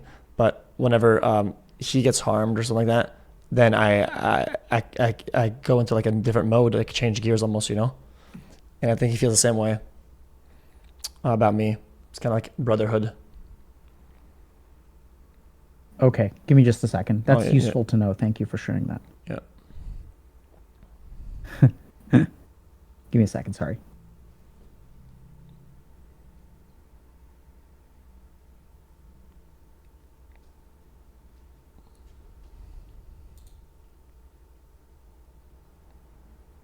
Okay.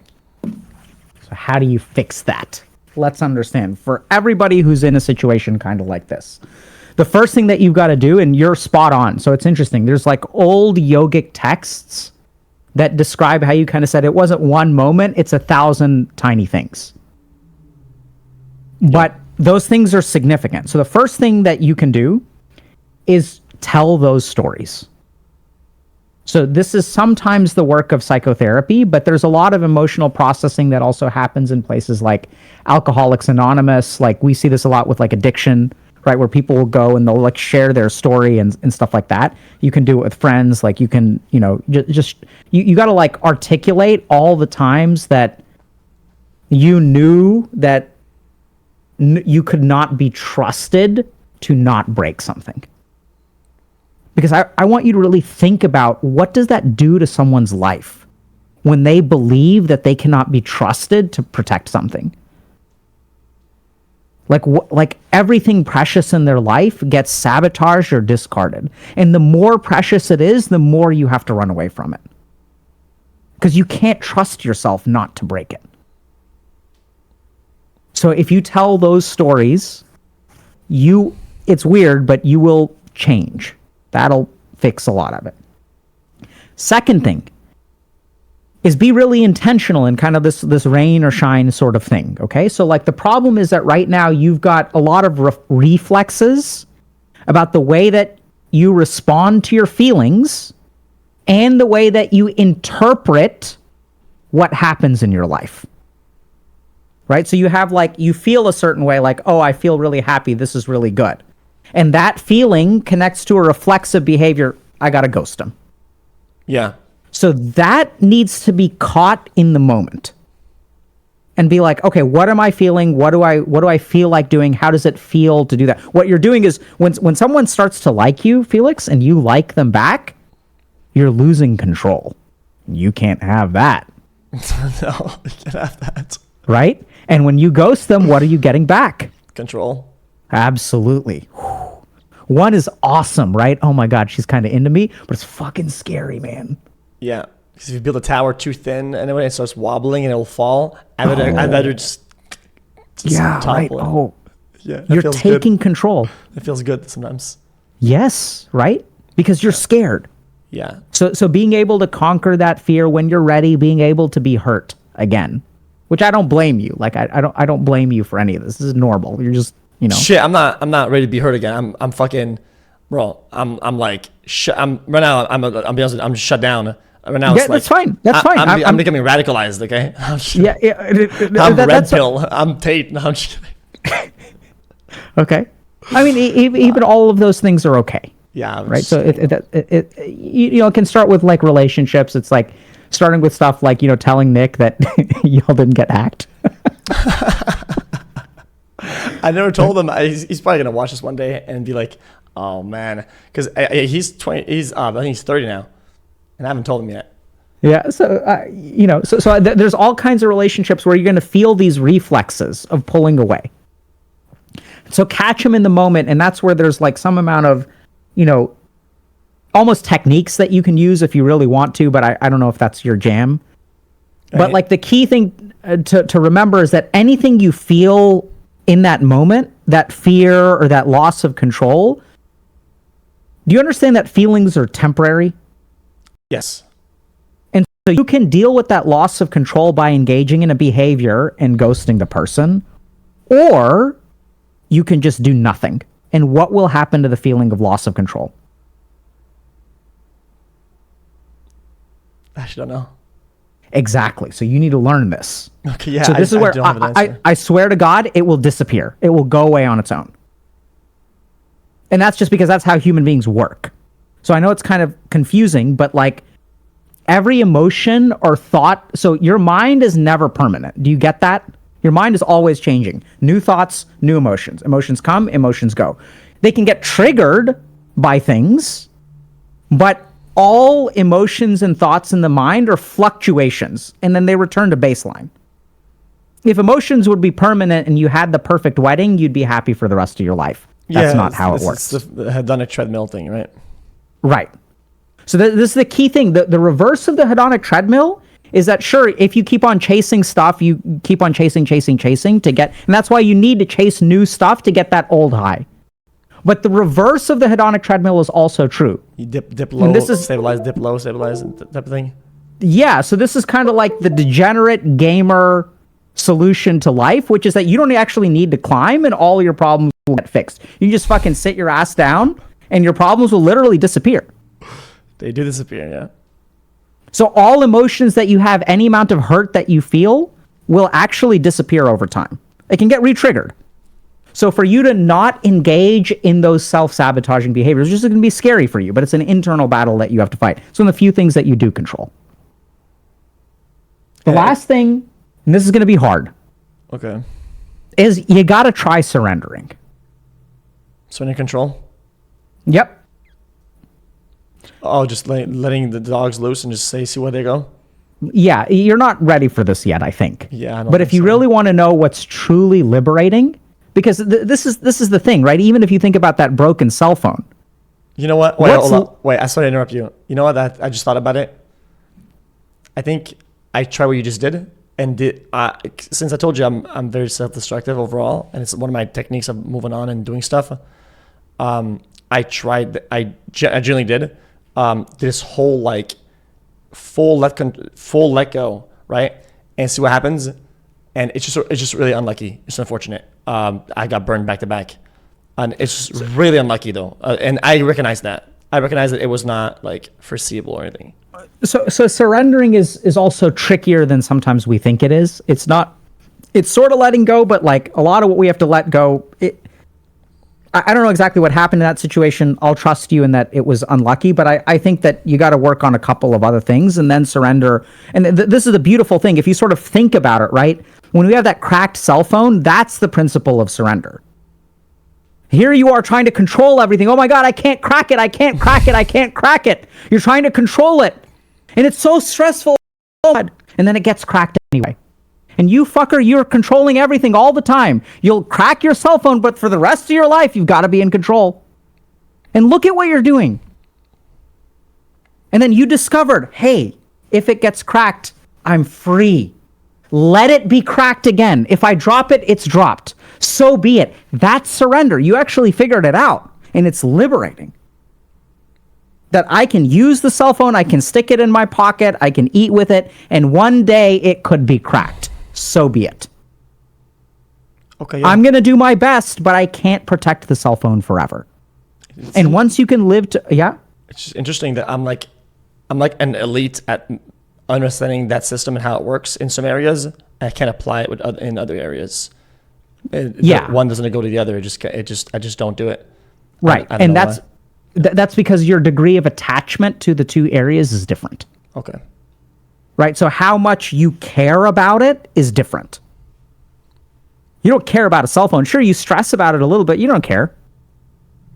But when it comes to like falling in love and being seen and no longer being invisible, right? Then you care. And once you start to care, things get scary, Felix.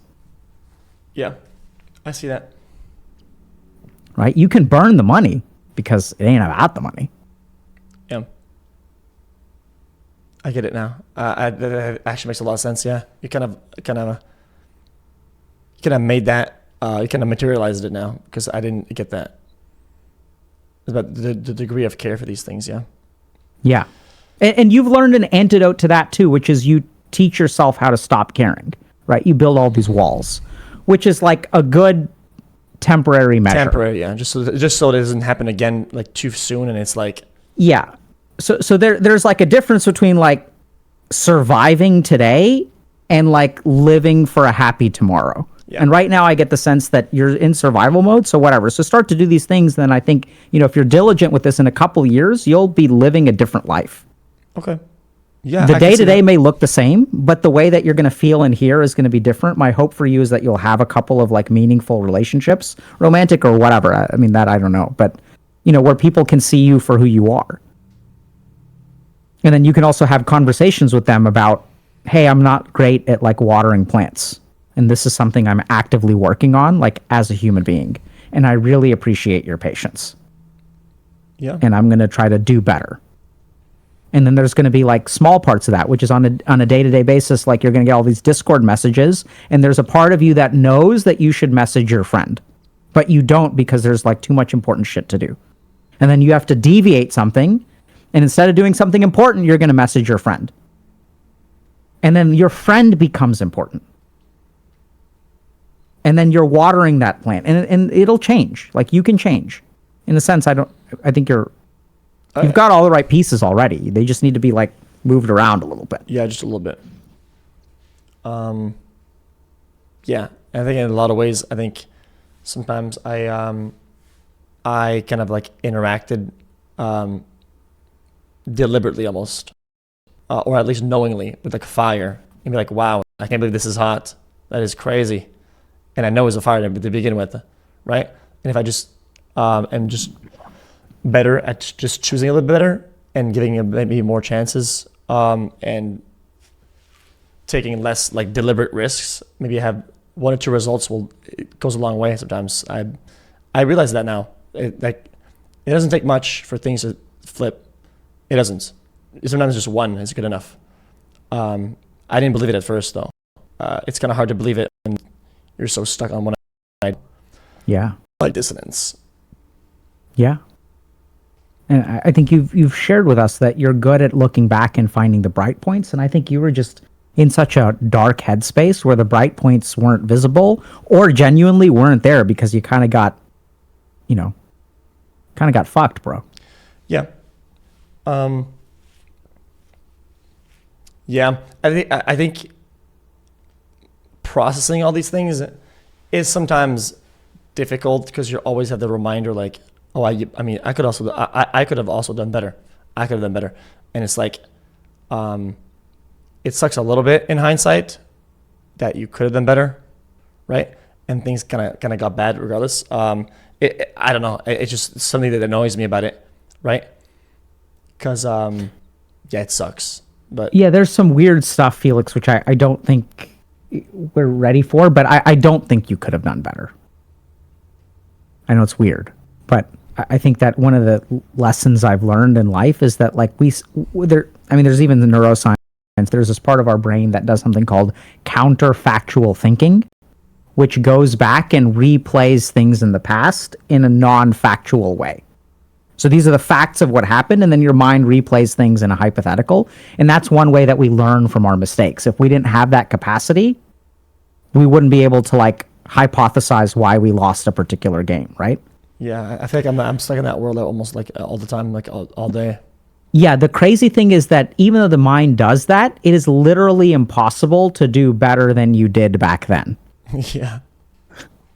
Right? Because you only knew what you did. You can only do the best that you could have done. You're right.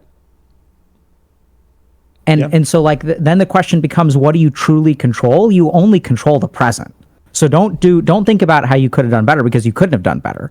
But the next time that you want to retreat from a relationship, that's your test. Okay.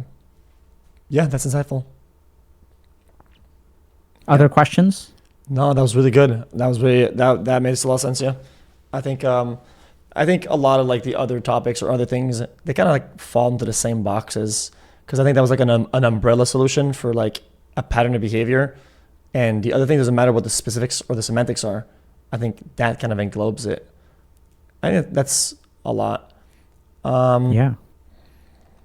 Yeah, I was gonna talk about like just overall kind of like moving on from stuff, sometimes kind of, but I think that also what we said kind of helps also having like new things and seeing it differently, and I think that plays the same role. Yeah, unless I'm wrong about it. No, I think you're right. So I think that there was a theme for today that I was hearing, and I think the theme is actually the way that you go through life. That's why it all relates, right? This is you. Yeah. And I have no doubt that if you engage in future conversations with people in a meaningful or intentional way, you'll discover other things. But one thing I have to tell you, unfortunately, is that the insight is not sufficient. It's necessary, but the next part is like doing the work. Yeah. Yeah, which is what a lot of times I've like turned back on, right? Because it's easier to say, it was over anyway, or it was too hard, or find an excuse. You look everywhere, you're gonna find one, right? And then you turn back. So you got to catch that thought. Yeah. So tomorrow. Yeah, go ahead. Oh, no, I was just gonna say, in snowboarding, there's something that we do a lot, or maybe just me, I did. When you go to the big jumps that are massive, once you're committed, right? And a lot of times I was too afraid to take them because they're so big, like the big jumps, And then I would just send it forward towards it, right? And then at one point, I almost forced myself. I was like, I'm going a straight line, right? And I started going on the up ramp, right? I'm like, well, I can't turn back now, right? But I put myself in that position, right, where I can't turn back anymore. Because sometimes, if I have the option of turning back, I will turn back, right? And the way that I process that, and I think I do better is when I kind of lock myself into it and be engaged. I think that builds a better pattern of doing better. So this is what's hard, is that I'm with you. So I think it's the same thing about creating chaos and kind of thriving in chaos. Because once the cat is out of the bag, it's time for XQC to step into the arena, and you can trust yourself to come out on top. I'm with you. Yeah. The reason this is hard is because you're never committed. The reason this is hard is because on a daily basis, you have a chance to turn around. And that's why you haven't figured it out. Because thus far, you've required commitment to see things through. You're actually not in control. You're right. You put yourself in a situation where you lose control. Oh my God. Yeah, that makes sense, actually. That's why this is hard for you. Because this is the opposite of snowboarding. Yeah. There's no critical point. Yeah, that's right. Okay. That's a good takeaway. Yeah, that was all good. Yeah. By the way, I didn't want to come here with like this super like sad boy vibes. I just didn't sleep that much. I'm just saying I didn't want to seem like I was like just coming here and being all like, yeah. It's just I got woken up at like 7 a.m. So. But yeah, I didn't want to seem like I was disinterested in what you're saying. If you've ever felt that today or anything, I was very engaged in. But yeah. Yeah, I didn't get that vibe from you, and I'm also happy to have whoever shows up today. If you're tired, if you're disengaged, like, that's okay. All right. Yeah, I think I thought there was gonna be some like voodoo solution to a lot of these things and processes or whatever that you're gonna come up with, and some like there was this Indian book in 1994. And I said to do this and that, right? And I thought you were gonna pull some shit like that, but it was actually quite simple. And sometimes that's kind of the best solutions are the simple ones. Yeah. Well, Good. I hope I wasn't too short today, or whatever. No, man, this is perfect. All right. Well, I think we should do a check-in soon. See what happens. Okay, sure. You want to do a check-in soon or not? Yeah, I mean, I don't know exactly what you're asking, but I mean, a check-in like in a couple maybe weeks or a couple months, whatever. If I achieve any sort of progress in those directions, I'll give you a heads up. Or okay, sure. Or default, or it got bad. It got way worse, right? And it rains inside as well. Like it starts raining everywhere. You pulled a wall down and the roof fell over, and now it's raining on the inside of your house. Yeah, I exactly. hear you. Yeah. I don't think sure. I'm not there at all though. Like I'm not like the giving up type, but sometimes like I'll kind of like play it off like I am giving up. I mean, sometimes I like the attention, but it's not like that. Like yeah. So let's sort out follow-ups later, but I think for now, thanks for coming on, and hopefully this was helpful to you. And I think, by the way, a lot of what you're struggling with, I think, is very common. I mean, that's why I have the insight that I do, because I've lived half of it myself. I was a year younger. I was the class clown, learned how to be self-reliant, and then like had to go to India to learn how to surrender. And it's like hard to learn. It runs against, I mean, you've built your whole life to avoid surrender. Yeah. So, and that's, it's okay. Yeah, it's okay. Good luck to you, my friend. Thank you for everything. That's okay. I'll talk to you. Yeah. Thanks for everything. I'll talk to you soon. Okay. Take care, buddy. Good. Well, by the way, your time at Streamies and whatever, or what? Yes and no. I don't think it's my. Yes, it's not my cup of tea either. Yeah, I think it was. So I was very happy to be nominated. Obviously, I think it was like it's like a bucket list kind of thing that I went to like an LA fancy thing. Just have your name somewhere out there, as in on your own stream. Sometimes it kind of matters. Well, yeah, I mean that's good. I feel honored, but I also think it's cool to like I went to like an LA fancy party. Oh, okay, fair enough. Yeah. That's the first time in my life that I've done that. Okay. So I thought that was really cool. But I really didn't. I'm not going to go too much into it, but I think it's a world that I'm not. I'm not familiar with it either. I think it's a little like it's a lot of fronts, and it's a lot of fluff that personally I don't enjoy. Right? I go for the after parties. Okay, I go to get fucked up. That's how it is. It's otherwise I wouldn't go. But yeah, I enjoyed seeing you there though. It was fun. Yeah, likewise. Okay. Take care, man. Take care. Bye. Bye.